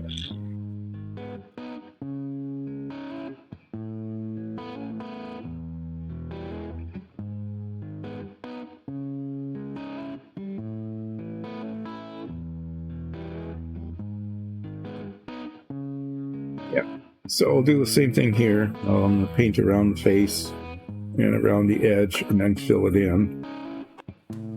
But I'm going to be using this bluish gray color, and I think I'm hoping that this just looks better, that it contrasts a little bit more with the gray, and that the blue, you want it to be lively. Okay, that's not what I'm looking for, but that there's a distinction between the cowl and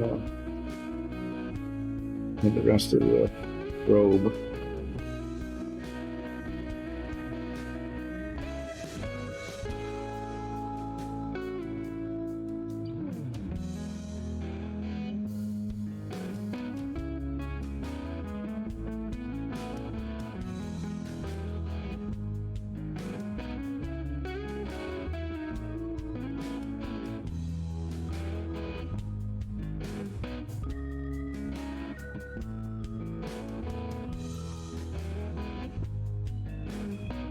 I'm pretty sure already that this is the way we're going to end up going.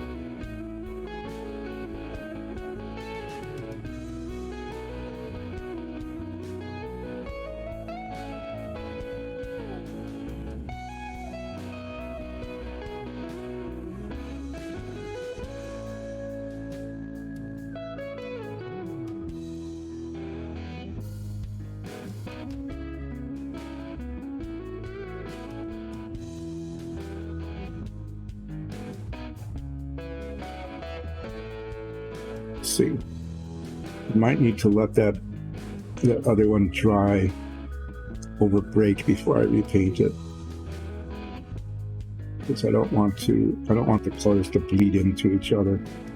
That would just be a mess that I have done before. This gives a much better contrast. It's a nice color as well. It looks good. Well, this combination we've actually used in a very different setting.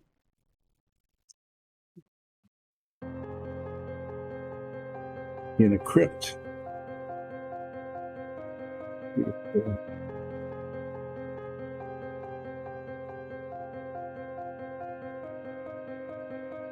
Top of the coffin and the bottom, the sarcophagus, the top and the bottom are painted either the gray or the field blue. In one version, the top is field blue and the bottom is gray, and in the other version it's reversed.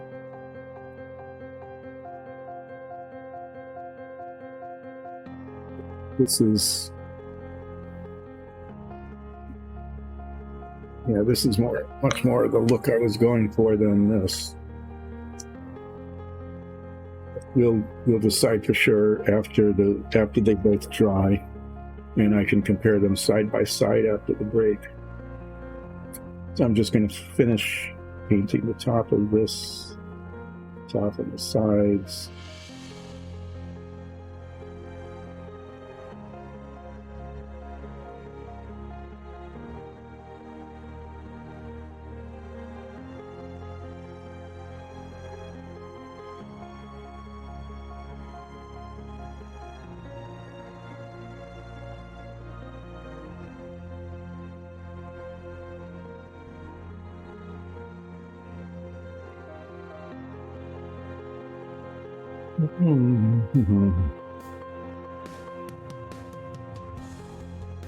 Just making sure I got it all covered.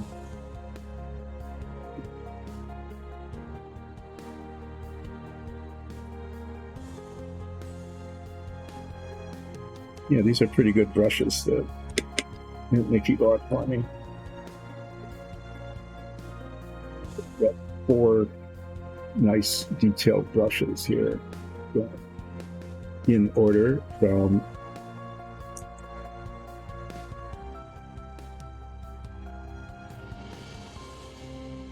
right to left, different levels of fine detail. And look at this. This one's got, sometimes they've just got these real bristles, and it doesn't take but one off the end of a brush.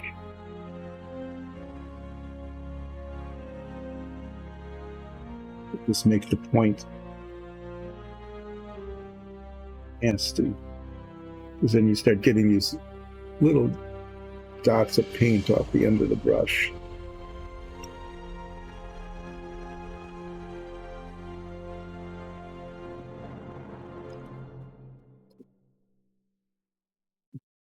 Bristles, I don't know, it's clothing paint, I guess. I'm going to try to clean that a little bit more.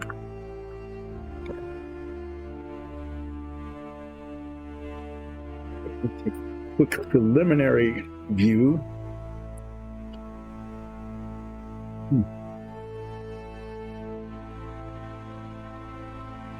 Maybe I'm going to have to soak this in alcohol or something. The bristles seem okay, but they look like they're holding gray paint. And I'm not getting any rubbed off. Either. Looks like it's holding paint, so I'm going to give that a different kind of cleaning anyway. We'll look at these two guys here. The paint hasn't dried yet, but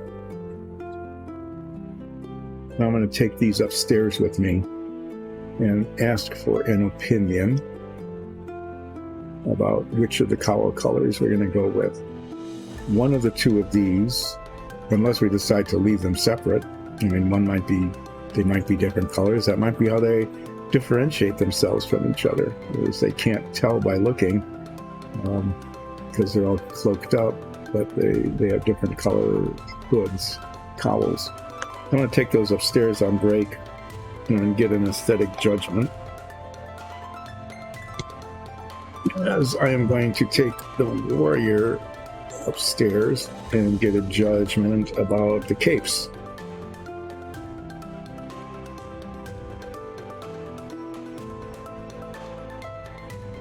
looking at it to see if there's around the knee, blade in between bits of the elbow here. There are places where the underlayment of the leather is showing through.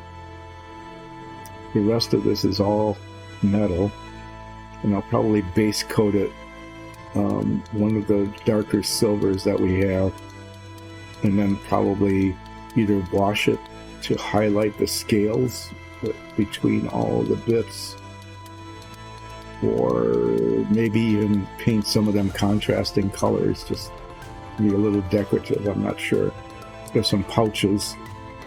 In those pouches, it might be utilitarian. I might just paint them leather. And then the sword, the blade will be kind of silvery. I might give it a brass or a bronze pommel, but otherwise, might just paint it like leather or black. So it's about break time now. I'm going to take these up, get a second opinion about cowl color and cape color.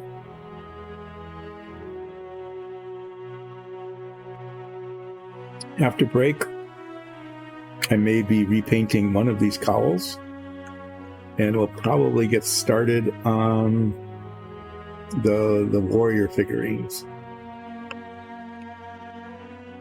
Give me about, I'd say, 20 minutes, and I'll be back then sometime between now and 12:30 Eastern Standard Time. So take care. Hope your weather's not too bad yet. Hope our weather's not too bad yet. We'll see you in a little bit.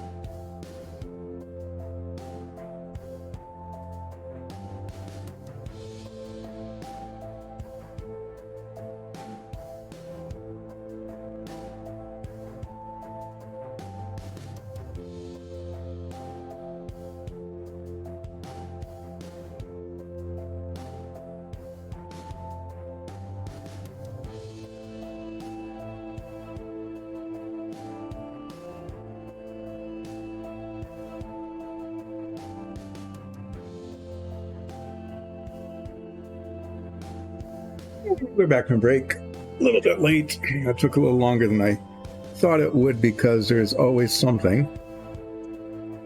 In this case, that something was that there's a little bit of a break in our weather. That is that from really heavy sleet, it went to light sleet. And so took one of the dogs out.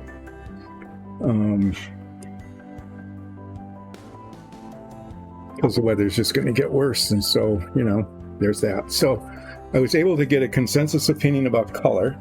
I was able to get a consensus very quickly because I only asked one person.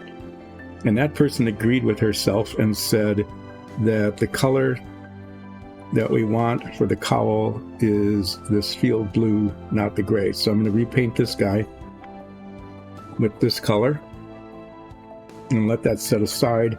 And then we're going to start on these. Okay. But let me give this a stir again. And basically we'll just redo what was done, but with a different color.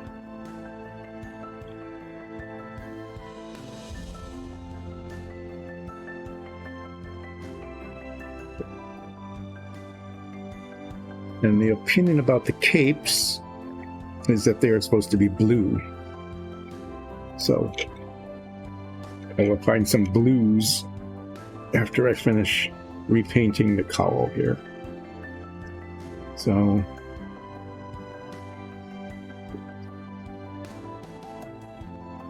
yeah, it's, the shade is different enough so that I can clearly see what was painted and what wasn't.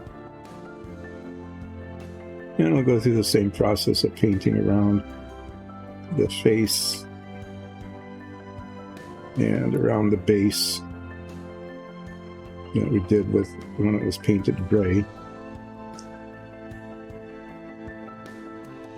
And I slow down because I get a little bit overconfident, and that always ends in tears.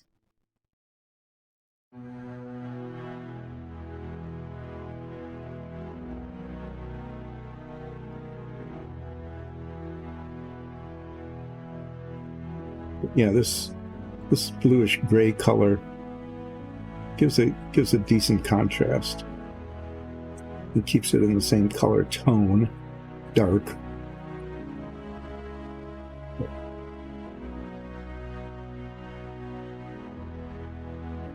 It's better.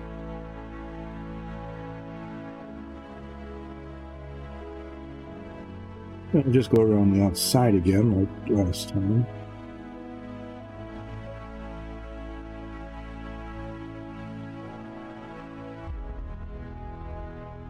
And then after this is done, I'll start painting the warrior figures.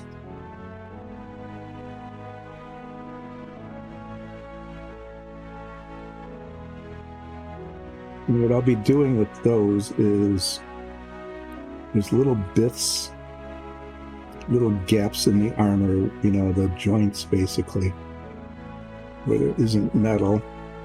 And there is usually a leather underneath. So I'll be getting a dark brown out.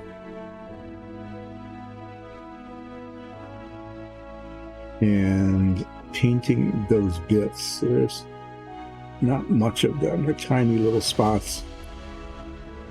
Basically gaps in what would be the iron or steel armor.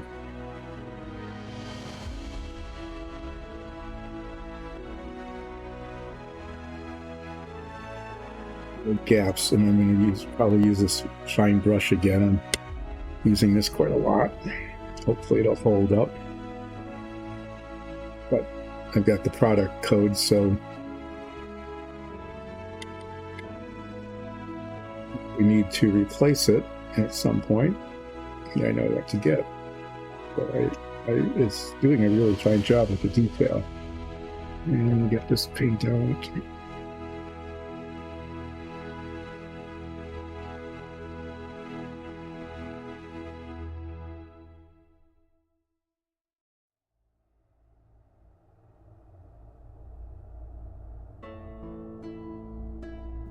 rest of the color. And then we'll get the warriors out and take a closer look at what we're getting into now that we're going to get started on them. Yeah, this had a fair amount of detail on it, but it's not the kind of thing that would take like 3 streams to finish. After this dries, essentially all that's left is I'm going to get a little bit of brown wash and a very fine brush and try to highlight the fingers.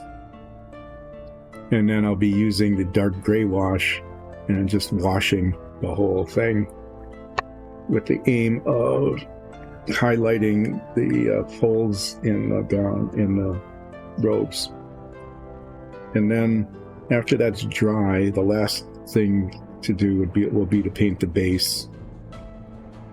And I'll paint that a brown color just so that it doesn't disappear into the gray of the robes.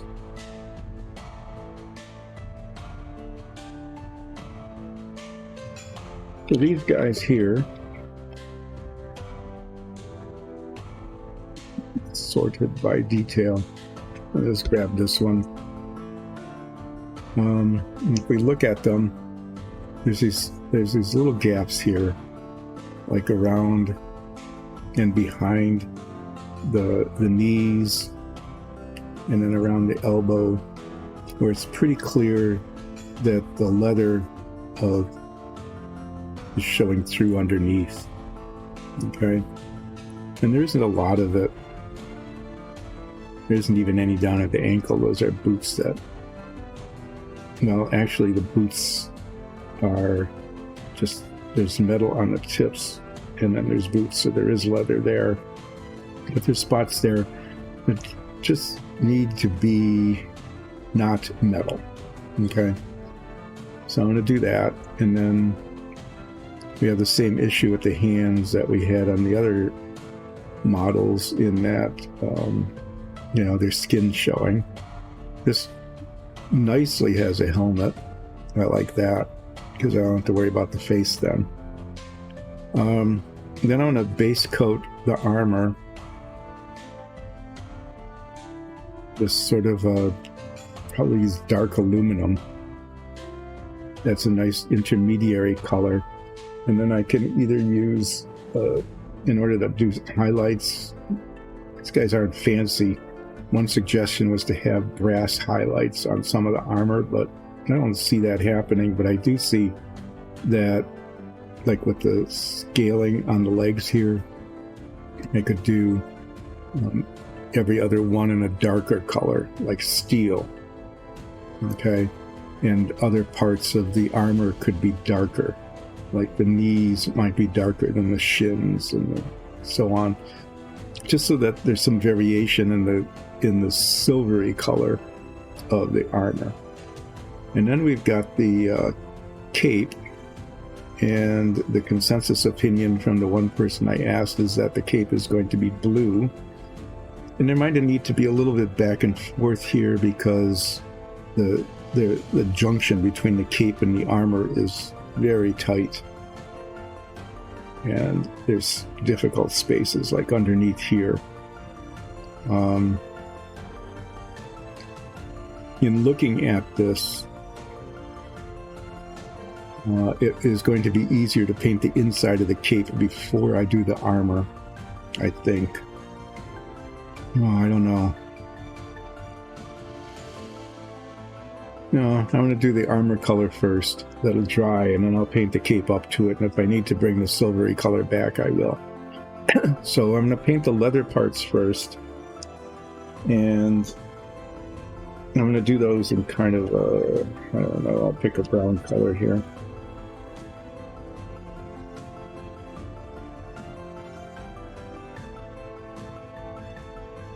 Maybe I'll use red-brown. Not the greatest, but it's something I can do. And then the pouches I'm going to paint maybe a shade of blue as well, just to keep the kind of color of the cape and the pouches. And the cape itself, I'm going to paint 2 different colors of blue. I think we've got enough blues here to work with. that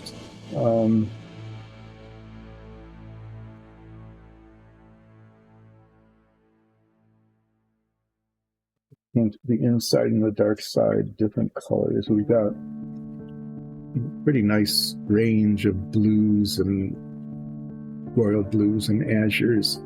So I could like paint the inside of the cape this azure, which is a lighter blue, and then either use flat blue or royal blue for the outside. And I can do that without getting into the blue-green things like the turquoise, which is a really pretty color, but probably not really for this. Maybe I'll use the turquoise for the pouches. Maybe I'll even paint them like royal purple. I'm not sure. So I'm thinking azure and royal blue will be the cape colors. And then I'm going to use another blue.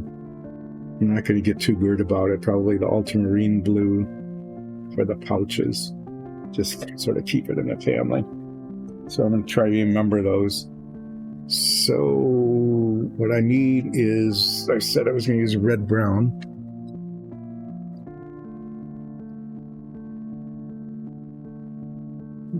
Red-brown, but it hasn't been opened yet.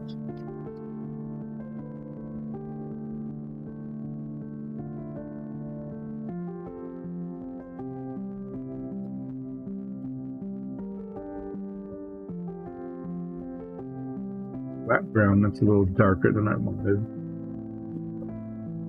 So it looks like I'll be opening another one.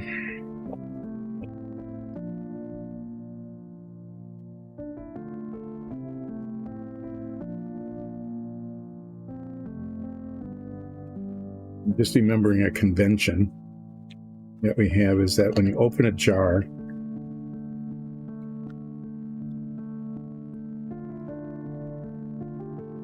put a little bit of paint on the cover so that we know it's been opened. So when I open for the cloak, this is the one that's almost empty. I'm going to paint a whole lot of that here, and we're going to probably put a little bit of paint thinner in here so it doesn't get too viscous, and then use that for some of the dungeon tiles. Yeah, here. So it looks like we need to open a new bottle of red-brown because I don't see it already opened one. So we're going to give this a good long shaking again.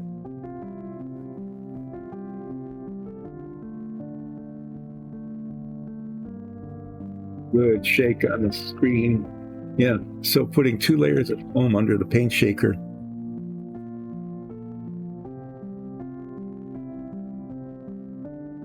Seems to have done like virtually nothing in terms of dampening the shaking of the entire workbench, or at least enough so that this camera that's dangling on a armature shakes along with it. So we're going to call that a feature, not a bug.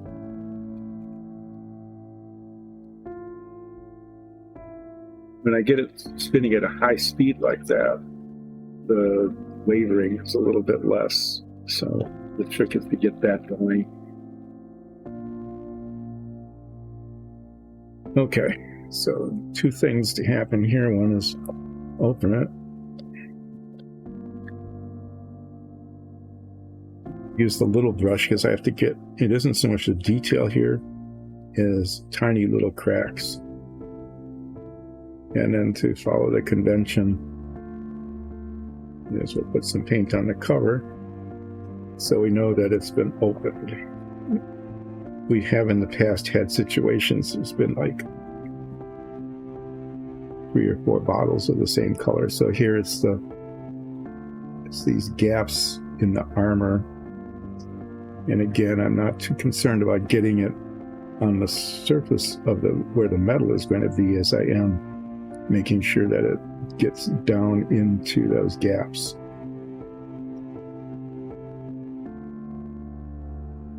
little brushes. In this case, not so much detail as it is just fitting in the spots.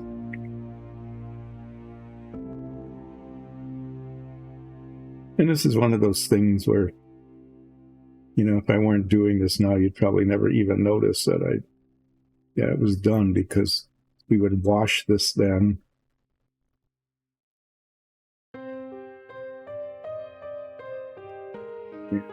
It wouldn't even show. But I know that there's supposed to be dark leather here in the gaps in the joints in the armor. So it shall be.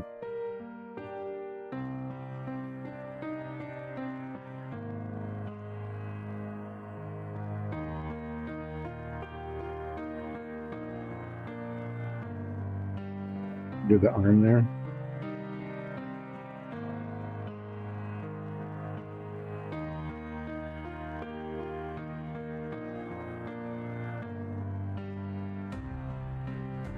And I'm using this dark color because it'll show better against the metallic, I think. Okay, so there's that. On the hand here, obviously that's not leather, that's hand, so I'm not going to paint that.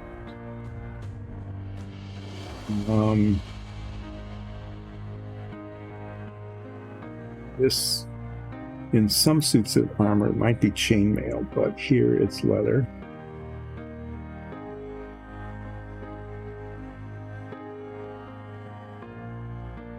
But there's no evidence of chainmail going on there.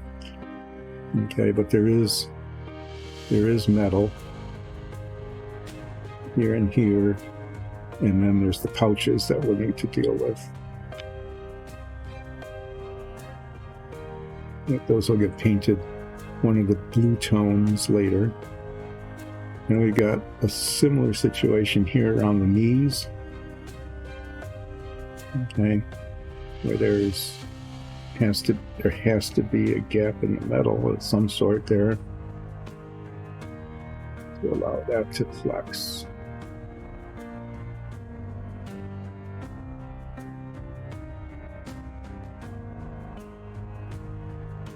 Same thing here.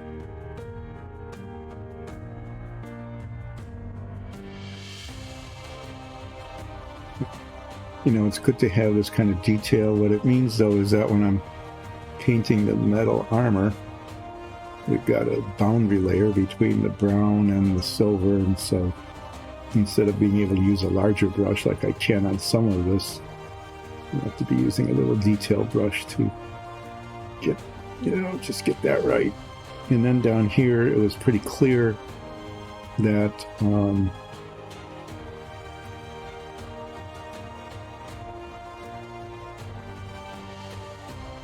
for the boots all metal. You know, earlier it looked like there wasn't, but there's like 3 metal pieces, the heel and then 2 pieces on the toe there. And the same thing here. So there's no leather showing. I thought there would have been.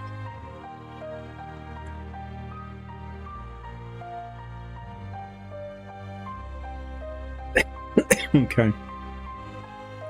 So those are the joints on that one. We'll do this one. And it's the same thing, the elbows and the knees.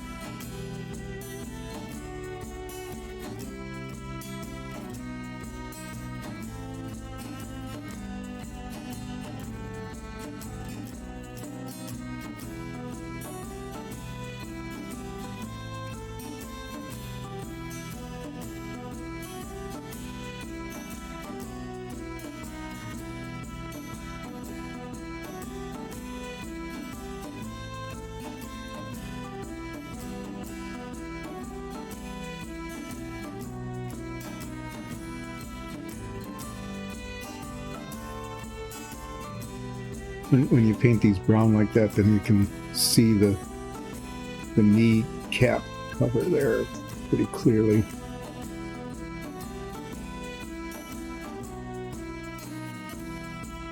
Didn't seem to have that on the bottom. Let me look at it again and see. Looked like it was only exposed on the top. Yeah, it was. The armor is set differently here.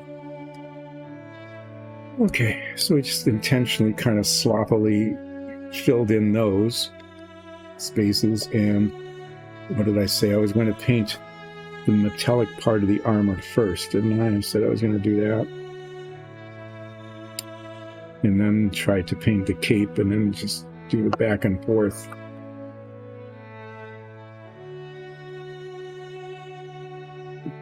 The capes, I'm going to paint the capes both the same because they're on the same team. It's not quite like Cultists being culty, okay, but similar. I'm going to use one of the Viejo metallics. These were made for model airplanes and things primarily, but they're really good metallic colors.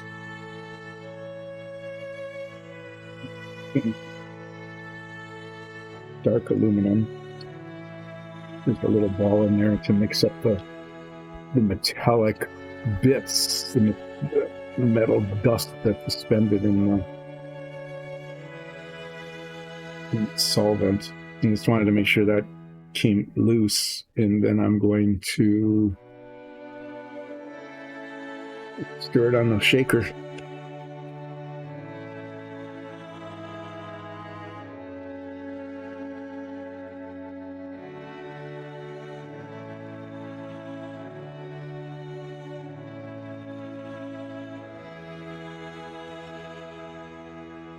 And I'm going to be painting all of the armor this color, and then probably highlighting darker, use a darker color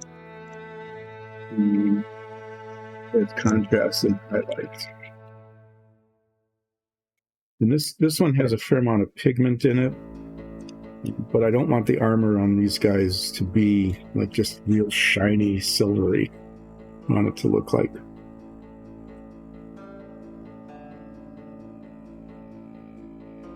they're serious fighters and not just shiny folks.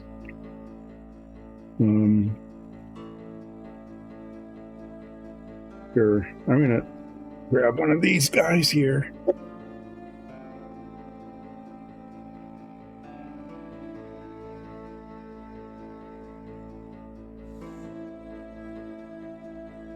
I'm just gonna start painting at the top and work my way down.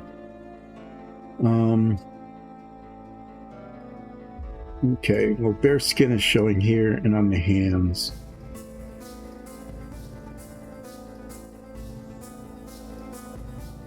I paid too much attention to that before, but I definitely do now. Come back and paint that. Protective neck. Fortunately, the helmet just hangs out at the top of that pretty well.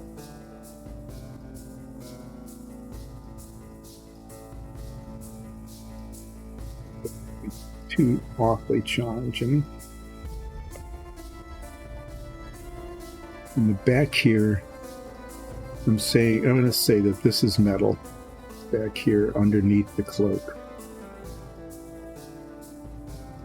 I think it would make sense for that to not be part of the armor.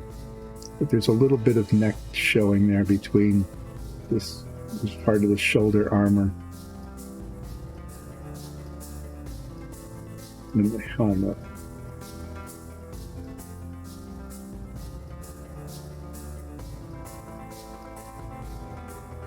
Paint a little silver there, just in case, but yeah, just to do it.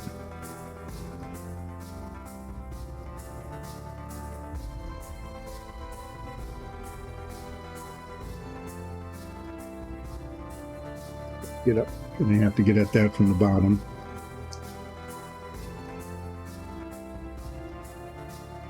You get all this detail on these things, you know, and the next thing you know,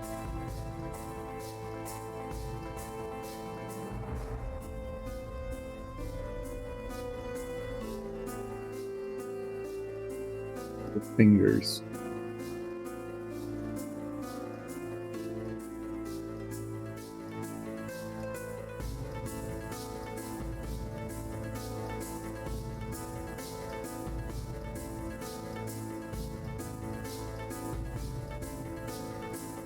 This is where there's this elbow pad.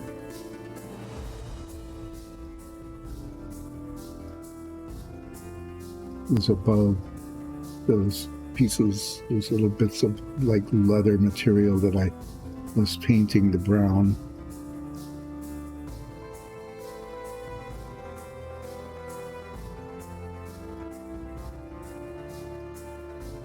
Behind, you know, the backs of some of these things, so you can't really see them from any angle, but you know that they will show.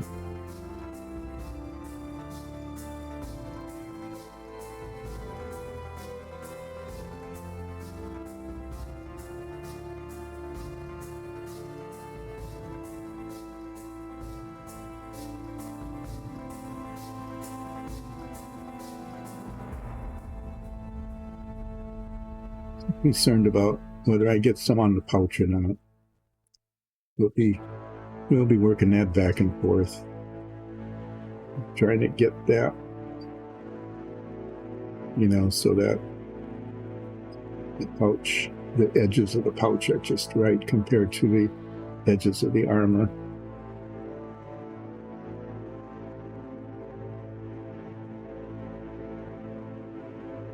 These little tight spots in here. It's diabolical.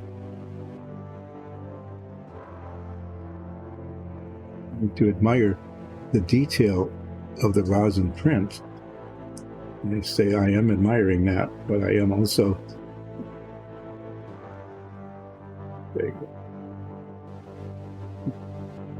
bitty bits of very difficult to reach areas.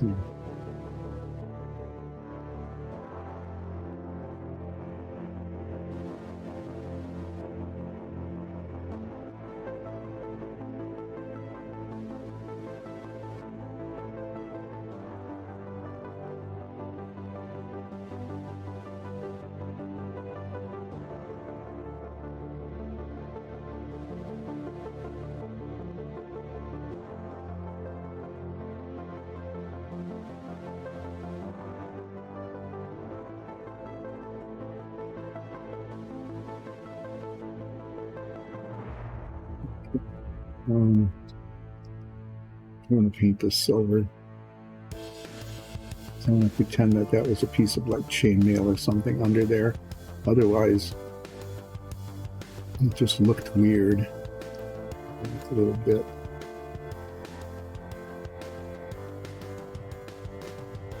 These metallic paints are really nice. Tiny little bits of it just go on forever.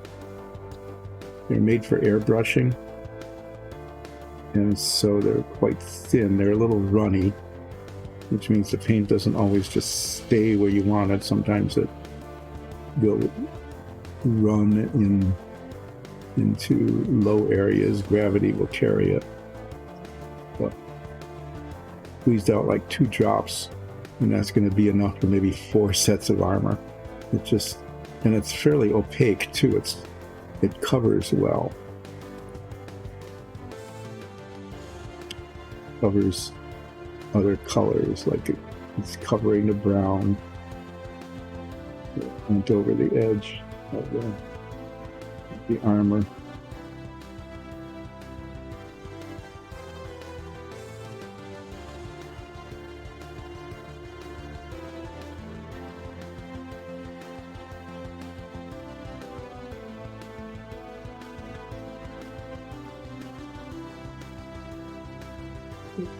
When it's behaving, which is to say not running, but just going where it's put, they're really excellent paints. And someday someday I might actually do an airplane of some sort that will require this.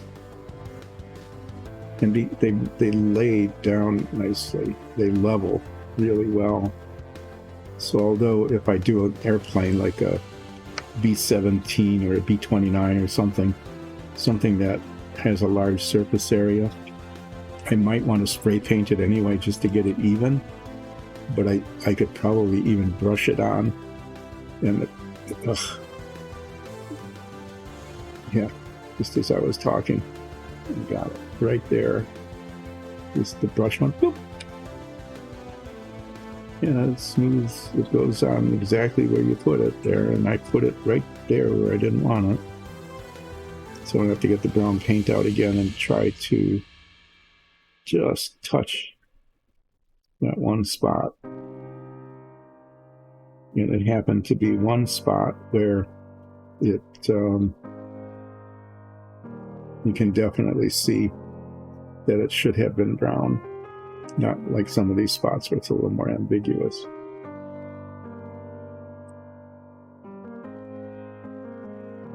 Just looking around now to see if I have missed any obvious places.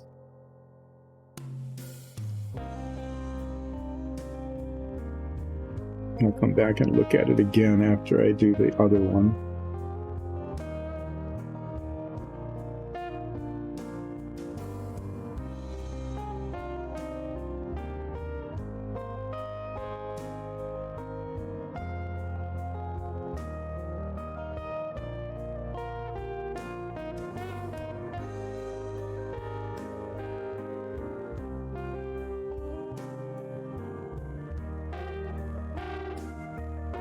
It's too bad that I hit that brown spot. You know, it's one of those things where I really didn't want to get the brown paint out again, and I really didn't want to get the little tiny brush and try to touch it right in there without getting it anywhere else. But it is what happened, and so I need to fix it.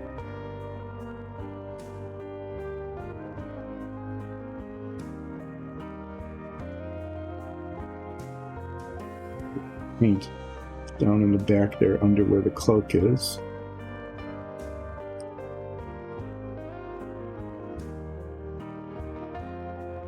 Gaps in the armor on this one are a little deeper, and so it's a little more obvious where the leather shows through under the armor. It makes it both easier to paint, but also more essential to paint carefully.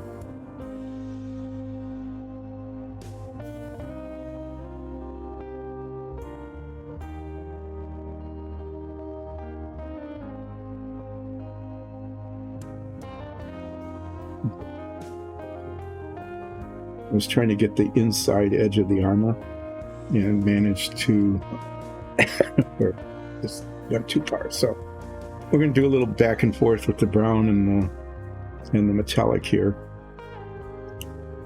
before this is done.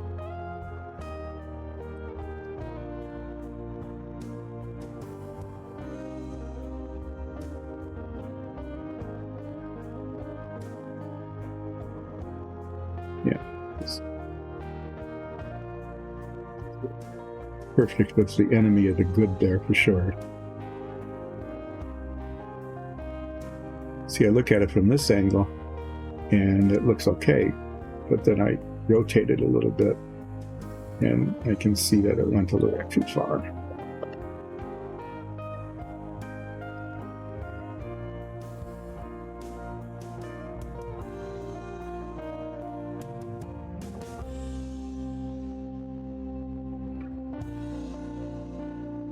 Again, I'm deciding after I look at this that just looks weird.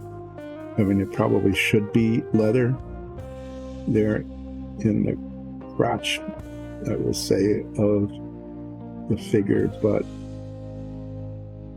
yeah, it doesn't.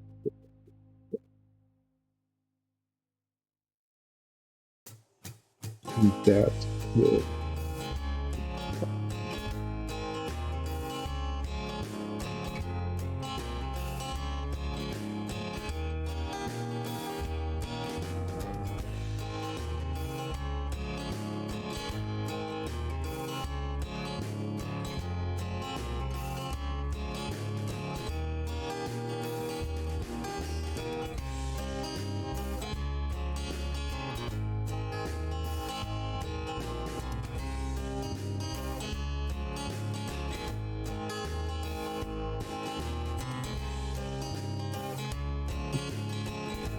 turning out all glittery silvery.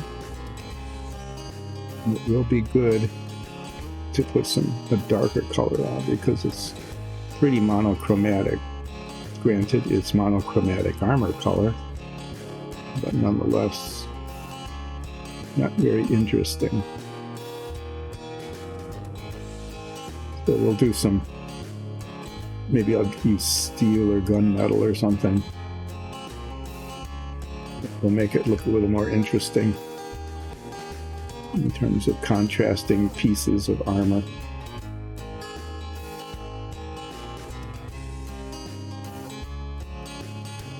You know, and it'll be fairly subtle.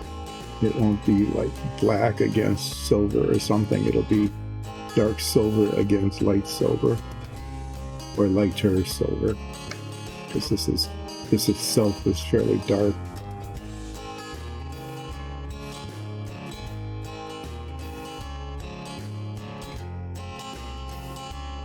You got big chunks of it, like on the legs here or the thighs. Just painting a couple of them a darker color, I think will make it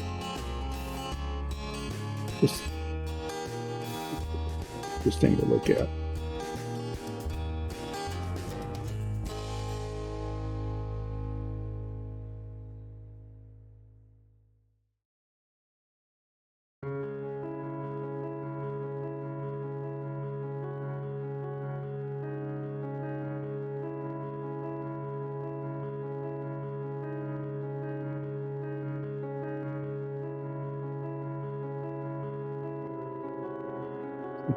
Earlier, I said there was sort of a gap in the sleet. Not that it wasn't sleeting, it was sleeting.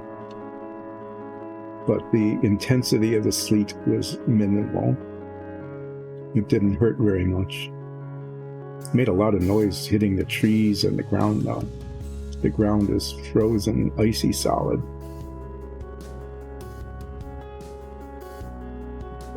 Skating rink kind of icy surface because it melted and then refroze. There was snow on the ground, and yeah, so the sleet was hitting it and just making this crackly noise.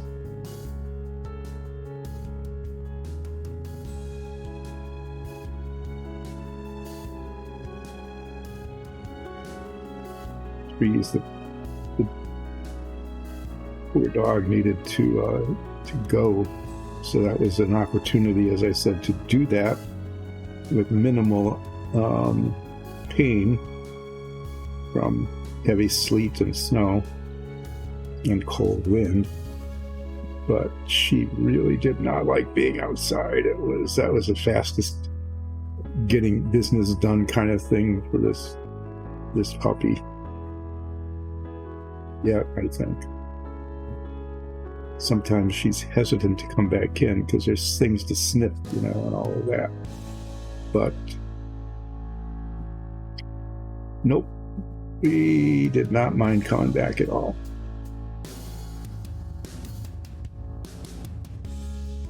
I'm just going around looking, making sure I didn't miss any spots. So I'm going to go back to the other one and look at it too. Make sure I didn't miss anything now that it's dried a little bit. It's shinier, and I can see it in contrast here. Knee pad, yeah, it contrasts nicely with the dull color of the primer, where the primer still shows. So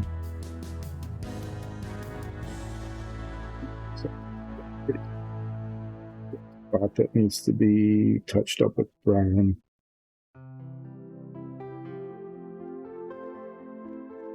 Yeah, go there for a second. Clean this off.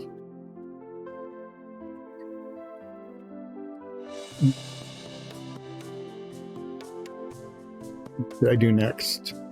Maybe the hands and the necks. No, those come in contact with the silver a little too much.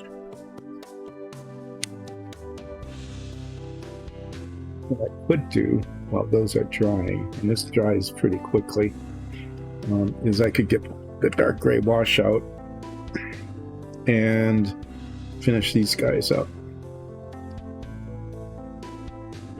I'm going to wash the robes and the cowls, basically everything except the hands and the face. And this wash needs a good shaking.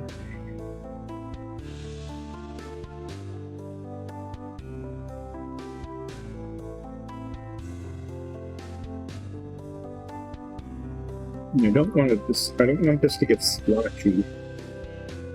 I use the wash to highlight the folds in the robe.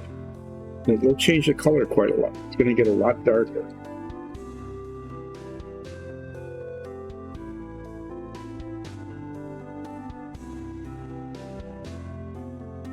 These are going to be much darker looking, boding looking cultists.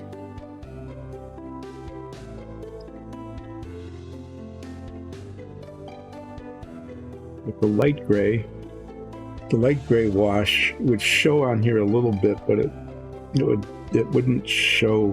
I mean, you'd be able to see it in person, but it wouldn't show up on camera. And these things are likely to be used in our stream as either friends or foe. I'm not sure. We'll find out. So here, I'm trying to get just a little. I don't want a lot of wash on the brush. But here you can see it darkens it really nicely. But it does flow into the contours. See that? The gravity is doing its job here in kind of a decent way.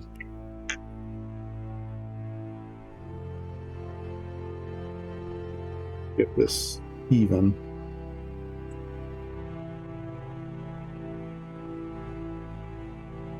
On bright spots is what I'm trying to say. Is to wash this whole thing and not have bright spots on it. But I can't get too much wash on the brush, otherwise it'll be yucky. I want it to get into the folds in the cloak, in the there, like that.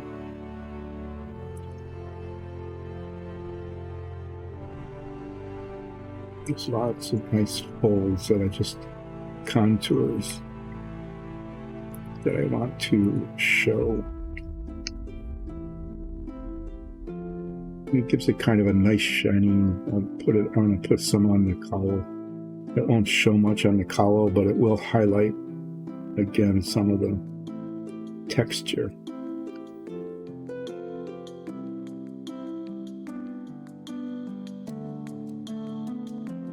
Here, I'm going to show before and after on this, because I think this went quickly, but pretty well. I don't see any bright spots right off. But here, you can see the difference, both in color, but also in terms of the contrast that you get in the folds in the robes.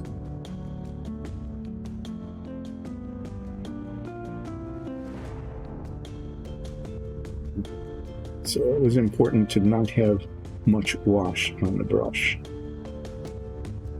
and to apply it quickly and evenly, sometimes across the grain to get it into,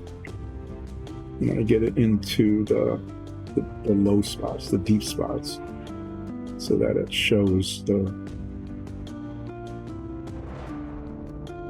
detail of the robe.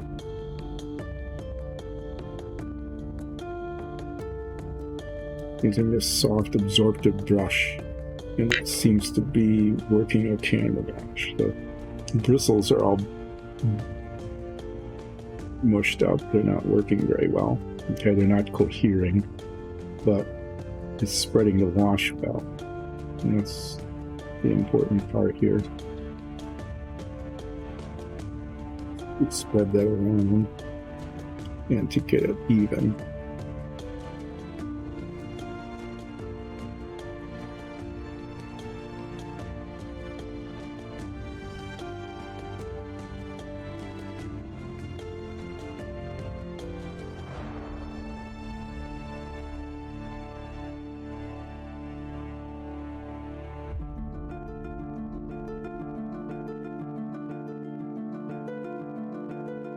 The last thing I'm going to do with this, except it probably won't be the last because it'll probably get messed up, is I'm going to use a little brown wash and a really fine brush and try my best to highlight the fingers and the face.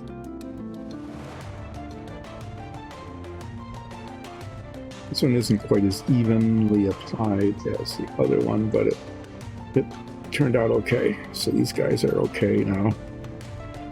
And clean this off. And I'm going to get the brown paint out again and just do those little bits of brown touch-up because I want to get those done before I forget.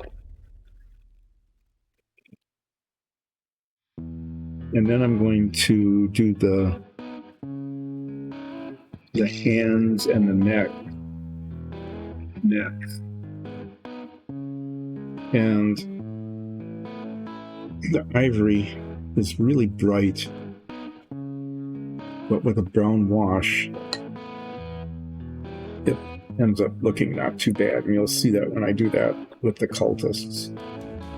All of the other colors are just awful.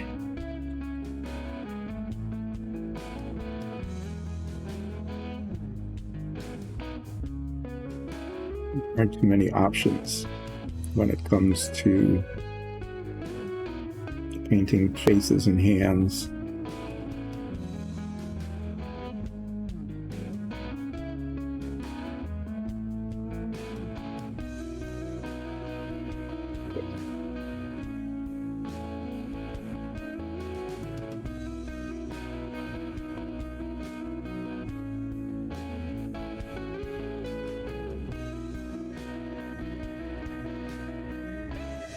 There, yeah, kind of there where that's one of those almost invisible spots where it looked fine from one angle and then not so much from the other.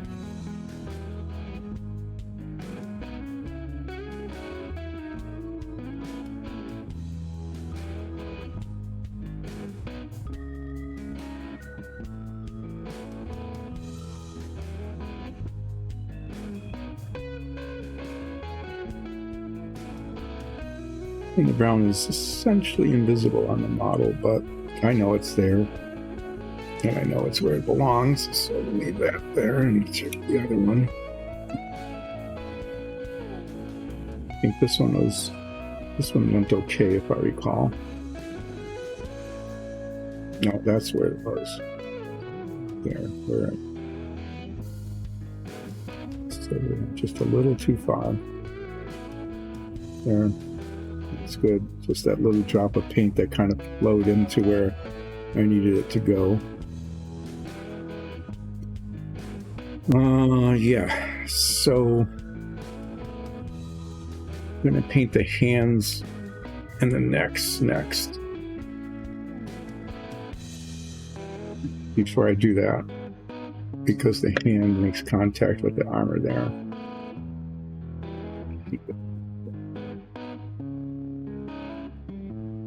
Need to at some point paint the little hilt of the swords and do that before I call the hand done. I think I need to paint this. I don't know. I want this to contrast a little bit with the blade, but I don't want it to look fancy. I was thinking maybe a brass or bronze or something. But it's going to be too flashy for what these guys are going to be like, even with the blue capes. So I'm thinking I might just paint them, since I'm going with kind of a blue theme. I think I might paint them this field blue like I used on the cowls here, the color of the cowls. Let's see, I used ivory, didn't I? Yeah, so we'll do that.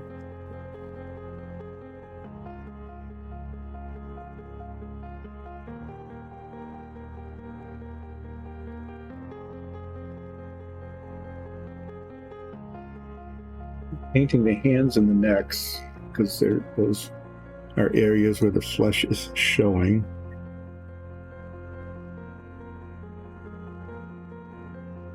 And I'll be testing the use of brown wash on the other ones pretty soon.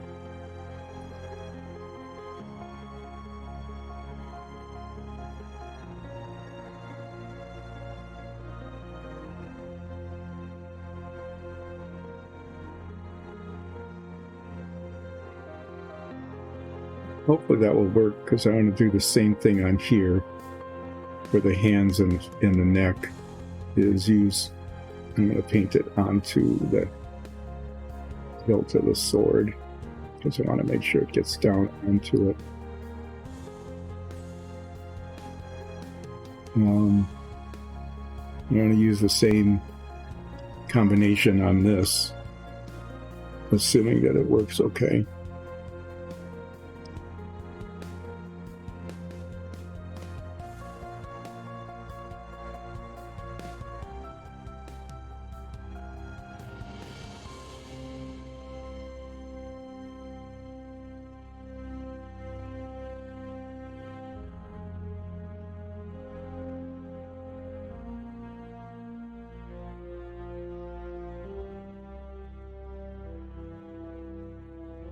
Got a little spot there, but I didn't. It's just a little bump in the print that catches the light. It's just a shiny spot that looked white or whitish.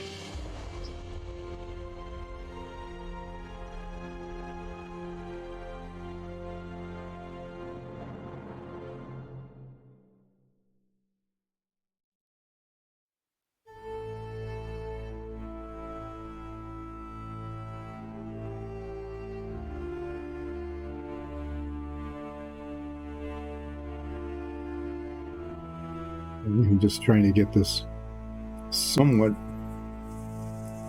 less liquid than I would like it, more viscous than I would like it paint to go where I want it. I'm not too terribly worried about getting hand paint on the sword, because I'll be painting up to it with that dark blue color. But I didn't really want to get it on the armor. That's where it's confusing, is the armor goes up around the hand like that, but on the bottom, I think I messed up on this hand. Let me get the thumb here.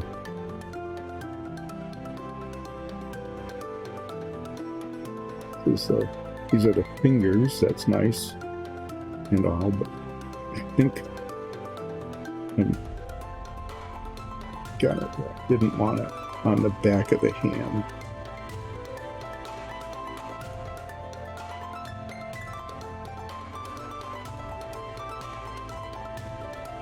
See where the fingers end here. So,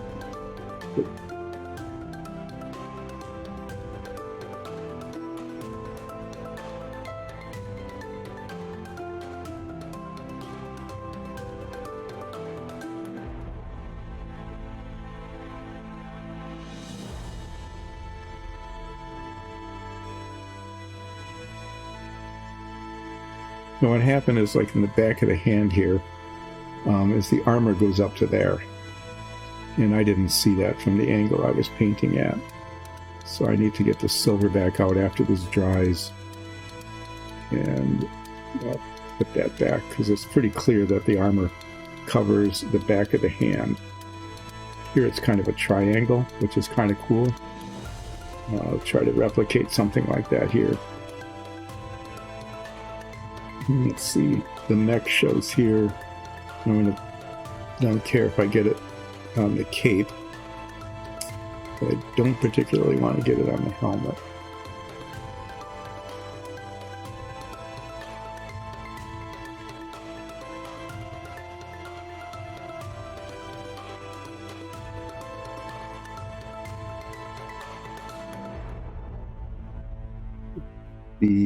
Pretty much the only part that shows on this one.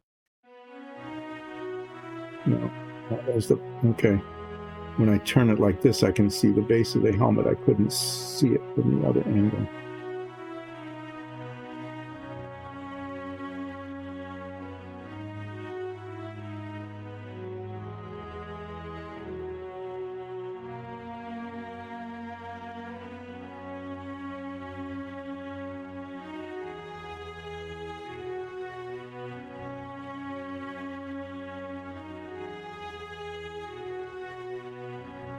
Okay, so this will probably dry quickly enough for me to come back and fix this hand while I'm doing the other.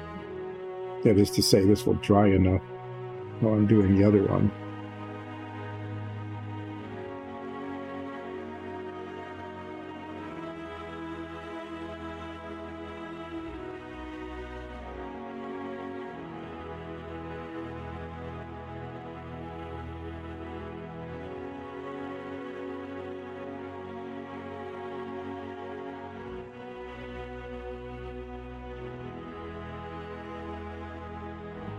So now and do the sword holding hands. And the armor on this one seems to be like the inverse of the other.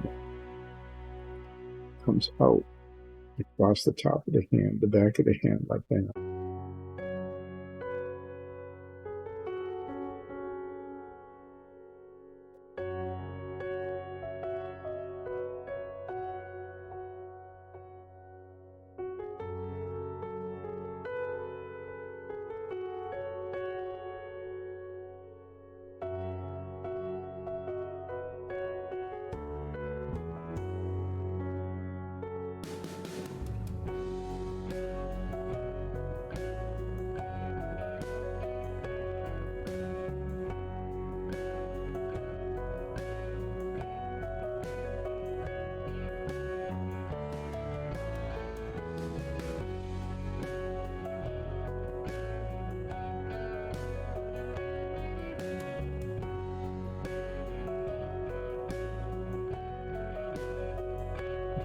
It dries, it levels better than it brushes on, at least.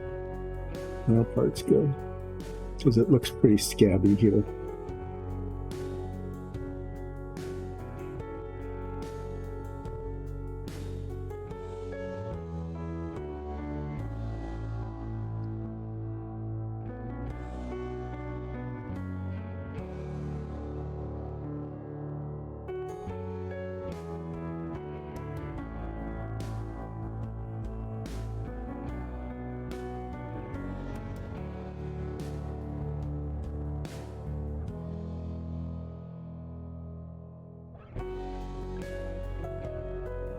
Yeah, it's really hard to see where the fingers end, but there's a palm of a hand here. The palm of the hand has to be this color.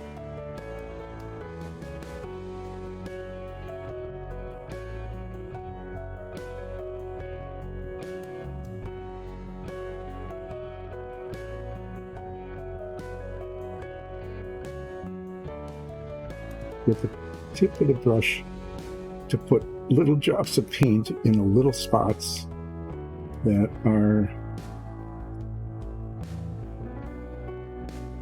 cooperating.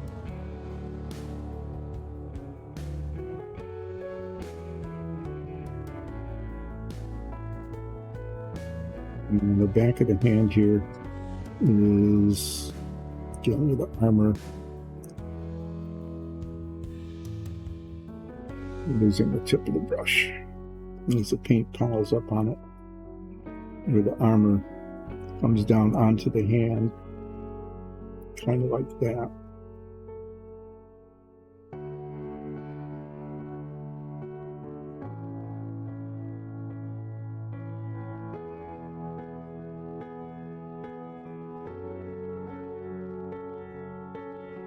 See how it came to a point up there?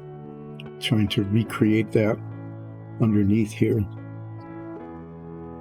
Like this here. Paint is gumming up on me. I have to complain a lot when I'm painting because there's always a lot to complain about. You know, the paint dries too quickly, the paint doesn't dry fast enough, the brush is dirty, the brush has a bristle out of place,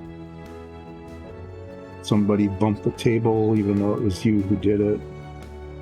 You know, that kind of stuff. There's always something to complain about.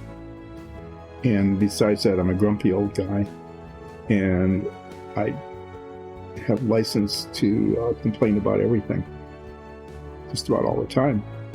So there. The neck on this one shows quite a lot up under the helmet here. So I'm going to try to get that accurately painted. And then there's like a cowl that comes up that I am claiming is in fact part of the armor.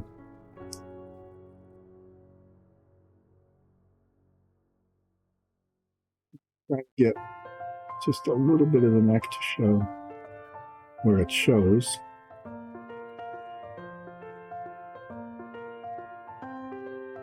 Yeah, I'm going to have to come back with a little silver there. The brush bumped up. My finger popped up a little bit. And then it's just this bit under the chin here. It's not cooperating. So we'll do that.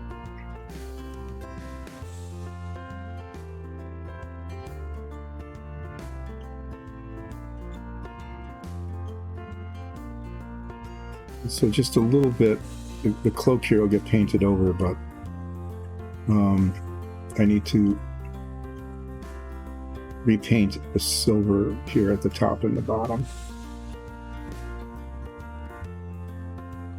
I think the hands will be okay, as much as they show.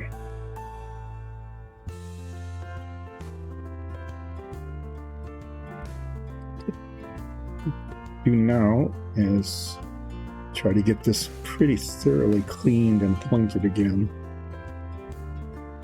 So I'm going to get the brown wash out.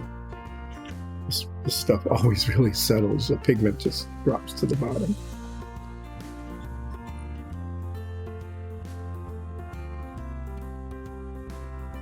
This one always requires a good deal of shaking. And what I'm going to be doing with this is trying to highlight the hand, get the hands and the face of these cultists, having a little bit of detail. I don't mind them being really white like that.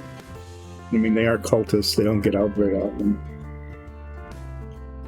But I want to get something on there that will allow you to see the fingers. So I want the tiniest little bit of wash on this brush.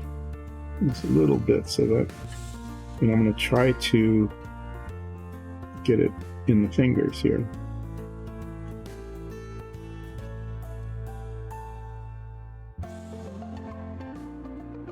This actually. So.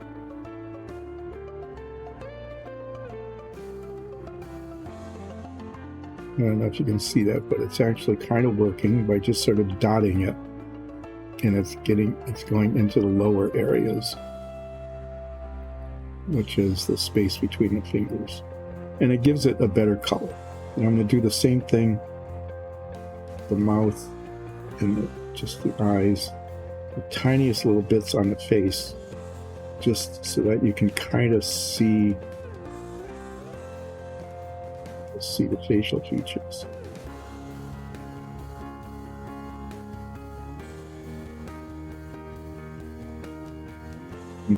Pretty much all I managed to do there was paint the nose brown. That's not what I had in mind.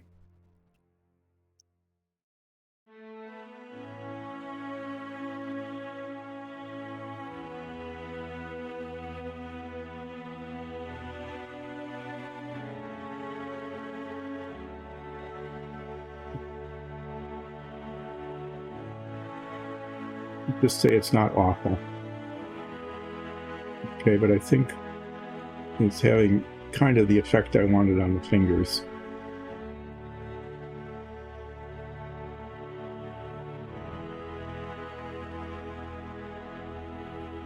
Do the other one, and you know, that'll be that.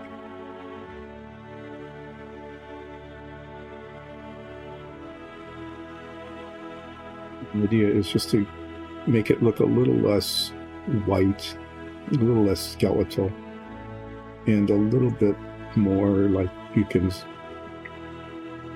since whoever designed this print went through the trouble of making the finger lines apparent. So I'm going to try to get the wash all around, but not on the nose here.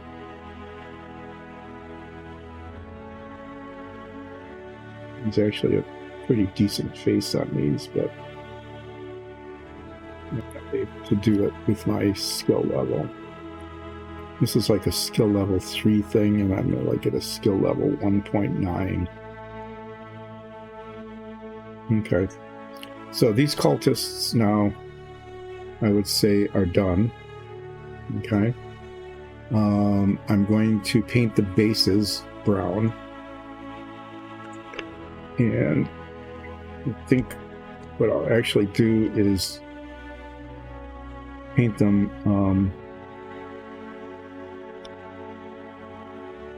a lighter brown and put some brown wash on them so that they're not just bland.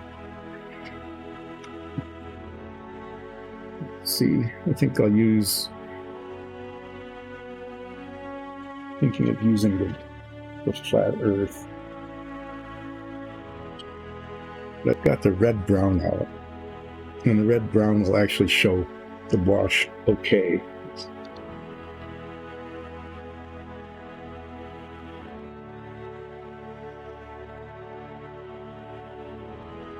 Going to then take these back from these folks and put these on.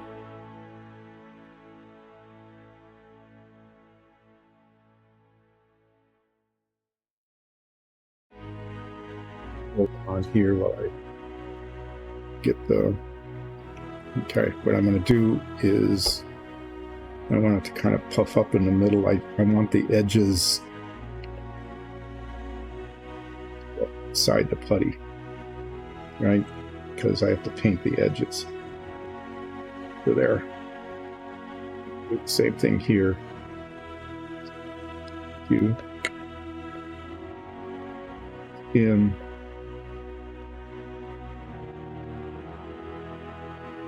So, yeah, that'll work. And then what brush shall I use? Not the little teeny brush. I can use a slightly larger brush, I think. I'm just going to be pushing the paint up to the edges using a flat brush. I don't want to get it up onto it. Push up to the edges there, and then I want to fill in. I think this brush will be good. I could even use a slightly larger one. Does it flatten out? As long as the bristles flatten out nicely along the edge here, I think that'll be okay. We'll give this a try. And once this is done, that can dry, and I'll put a little bit of brown wash on it just so that it doesn't look so flat. Because although this is a very nice color, once it dries, it looks really bland.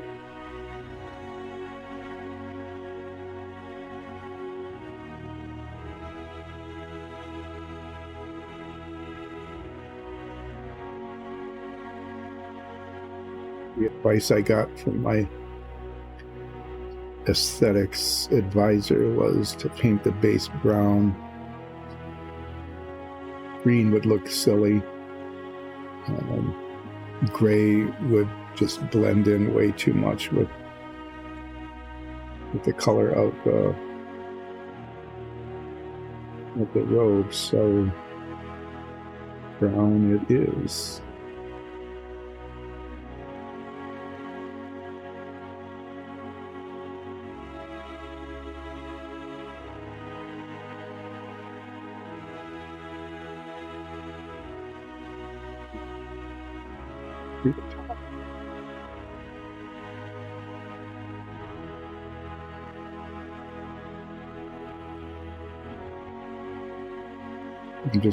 I'm just, you see the paint bottle there. I'm using the paint from the bottle cap because there's plenty after it's shaken like that. Usually there's a fair amount of paint in the bottle cap, and there's no sense wasting it and just letting it dry out there. So we'll spread it around here. And generally, something like this, I can go quickly enough, and I'm using little enough that the paint that's in the bottle cap is enough to finish it. It's here. These handles are nice because the top rotates, so I don't even need to turn the model. I just need to rotate.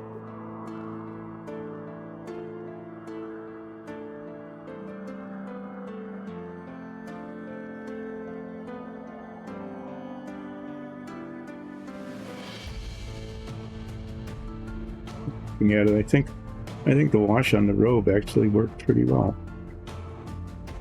It gave it a little bit of shine. It highlights the folds in the robe. Yeah, you can be satisfied with how this looks.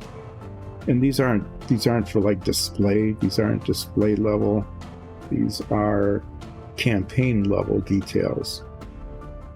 We will probably run into them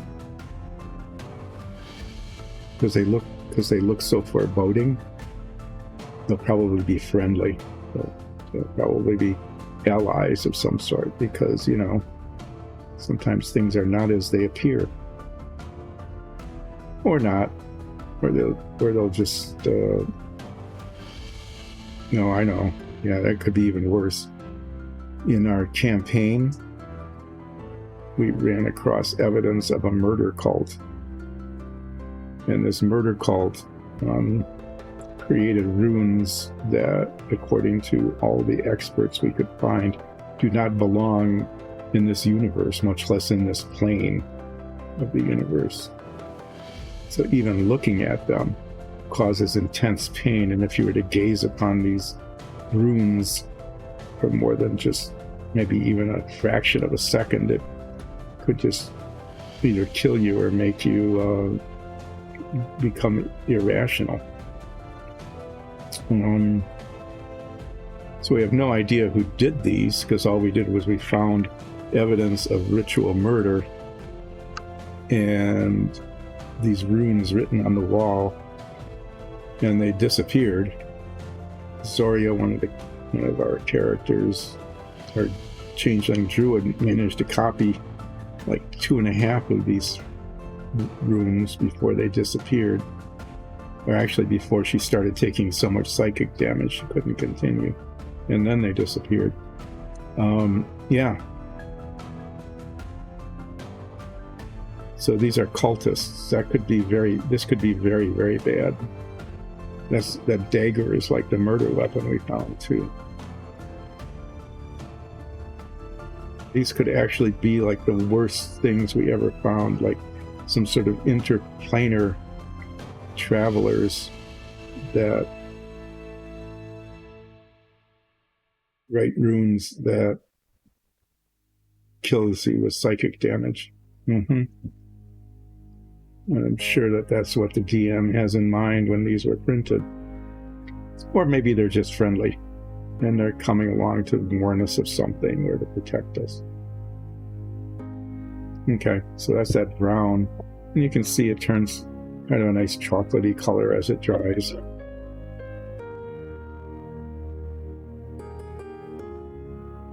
That dry just a little bit, and then there's still some brown wash left here.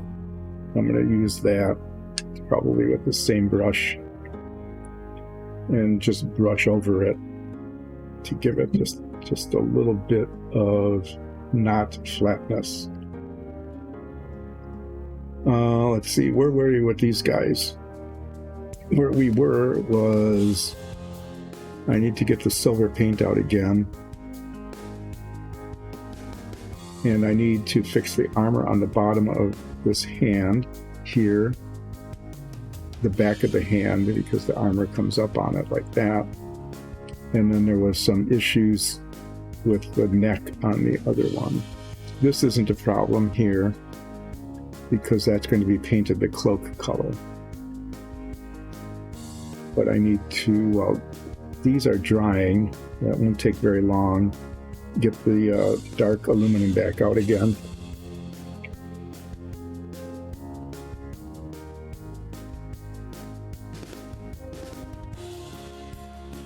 There's a little metal ball in it. Nice, huh? And I'm going to use the bitty brush. Been using this a lot. And I'm going to probably get enough paint off just the nozzle of this to be able to do what I need to do. So the armor on this one came down on the hand at a point. This came down as a V. It is not well printed on this bottom hand, so I'm going to try to duplicate that freehand.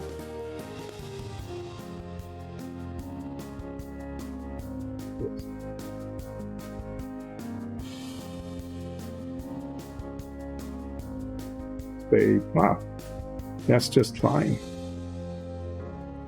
And this looks like there's a little bit of white paint on it, but I think it's just a reflection. Well, I'll put a little paint on it anyway. Okay, so I'm going to say that's fine there. That'll be fine. And then this one, just trying to get the bottom.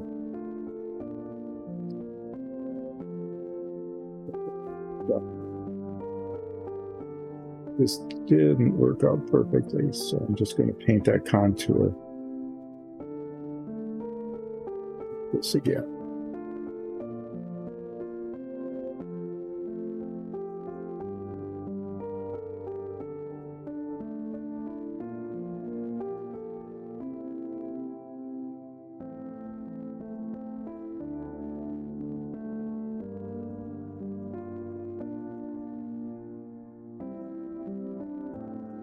Okay, how did this look in the front?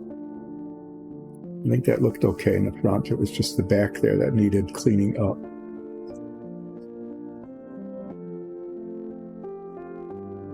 Is there.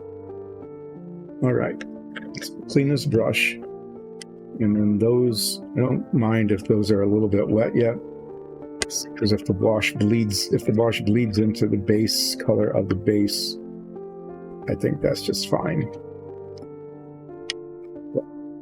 Get this brush out again. We'll start with this one that's mostly dry, and this is the wash I used on the hands earlier. I'm just going to brush it on here to be intentionally a little bit blobby, so that the color becomes slightly uneven. Yeah, not necessarily bubbled. I need bubbles. But I need blobs. I don't want it streaky.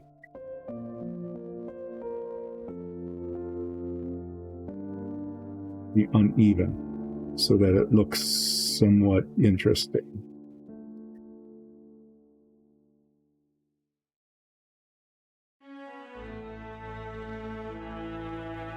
I'll do that.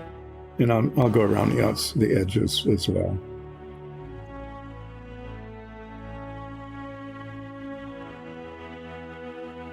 The edges will show depending on the angle of the camera. We'll get it to look not even.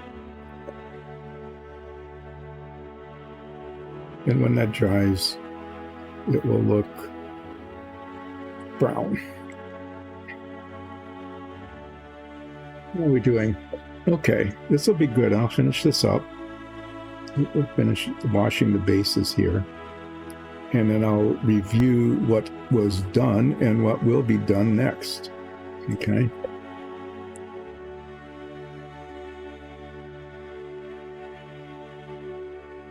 Let's do that. And I don't want it streaky, like brush stroke streaky, so I'm going to just dab at it, make it look uneven, and then paint around the outside.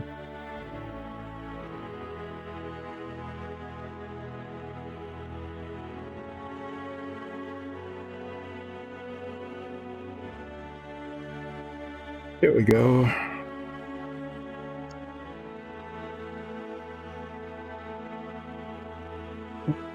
What we have done is, it's an older brush.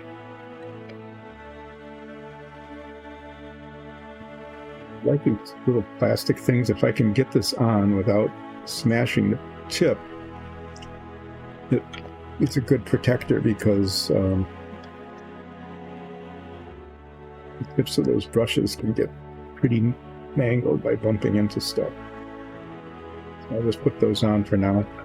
Okay, so what has been done today is not a Fink and not a submarine. We're back to Dungeons and Dragons stuff. And Dice and Dungeons has brought you relaxing painting minifigs that were printed right on our very own rosin printer in the room across the hall. Okay? So we've got 10 of them, of which 4 are here. What I do know is that these fire guys, Nicole is going to paint them. So I'm going to put them aside. I'm going to knock stuff over because, you know, I do that.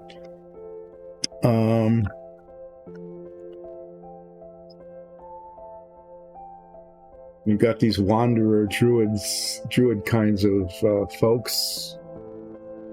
Those might be kind of fun and interesting to paint. This has a crook and this a walking stick.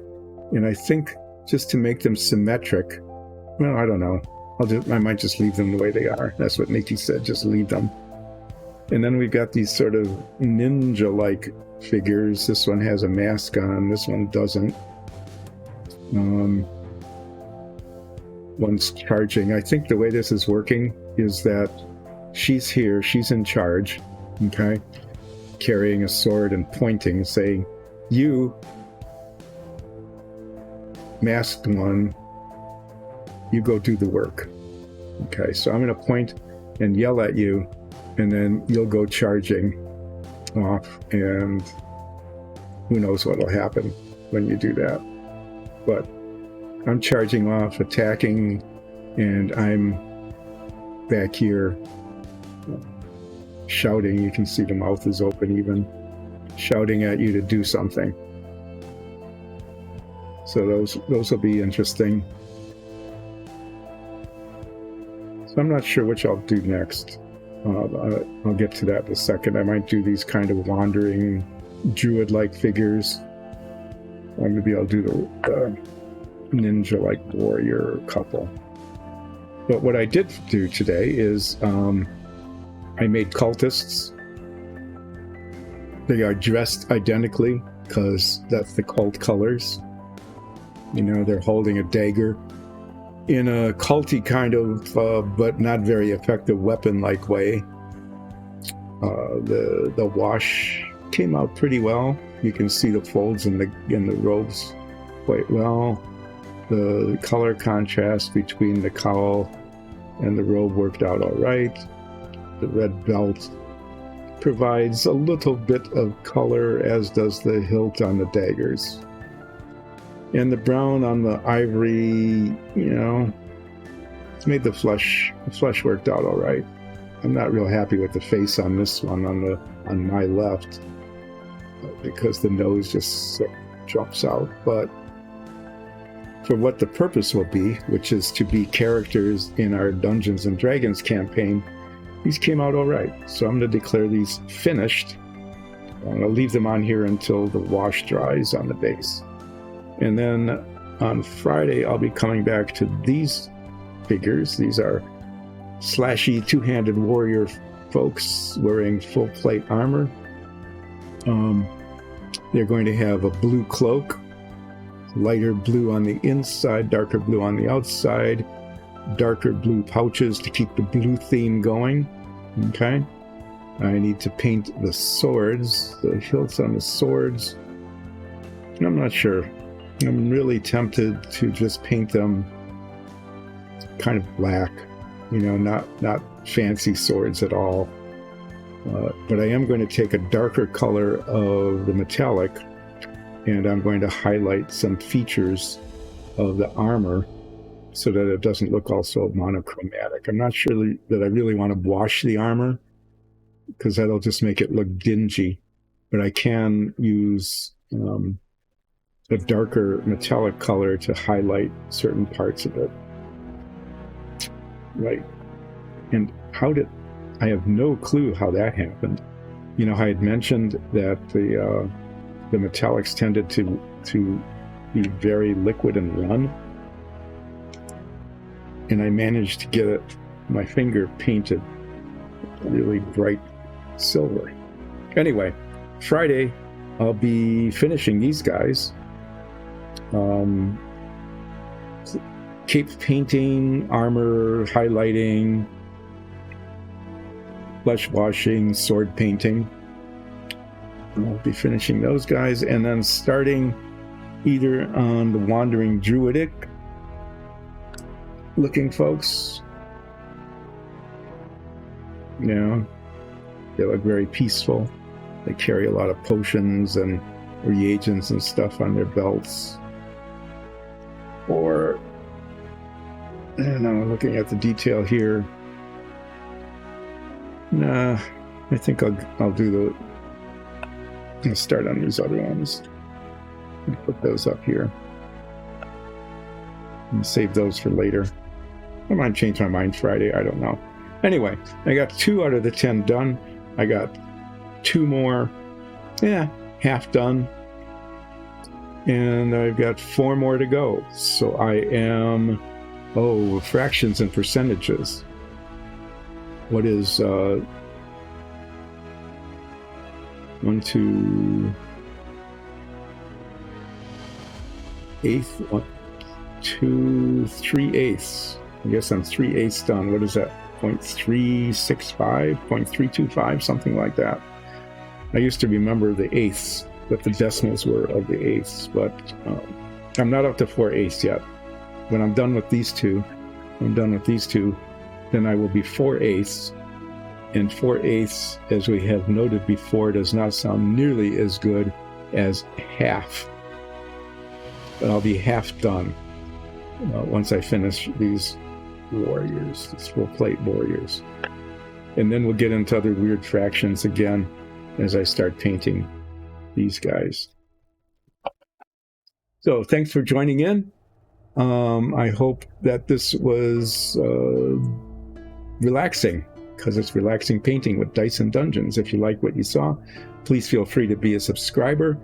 If you really like that, go to patreon.com/diceanddungeons and become an ongoing supporter of our efforts at Dungeons and Dragons streaming, minifig painting, and occasionally a digression into retro modeling of Finks, big Ed Daddy Roth Finks, or what I will be working on next, if I ever get around to it, is a vintage Renwall cutaway Polaris launching submarine, which I unboxed on Monday and discovered that there looks to be enough pieces actually to make a model out of it.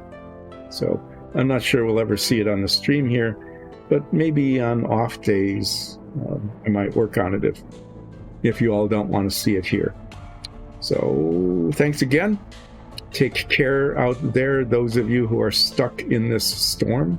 I hope that you come through okay. Those of you who are missing this storm, that's good. It doesn't seem to be very pleasant. Thanks again. We will see you Friday between 10 and 2-ish with Relaxing Painting with Dices and Dungeons.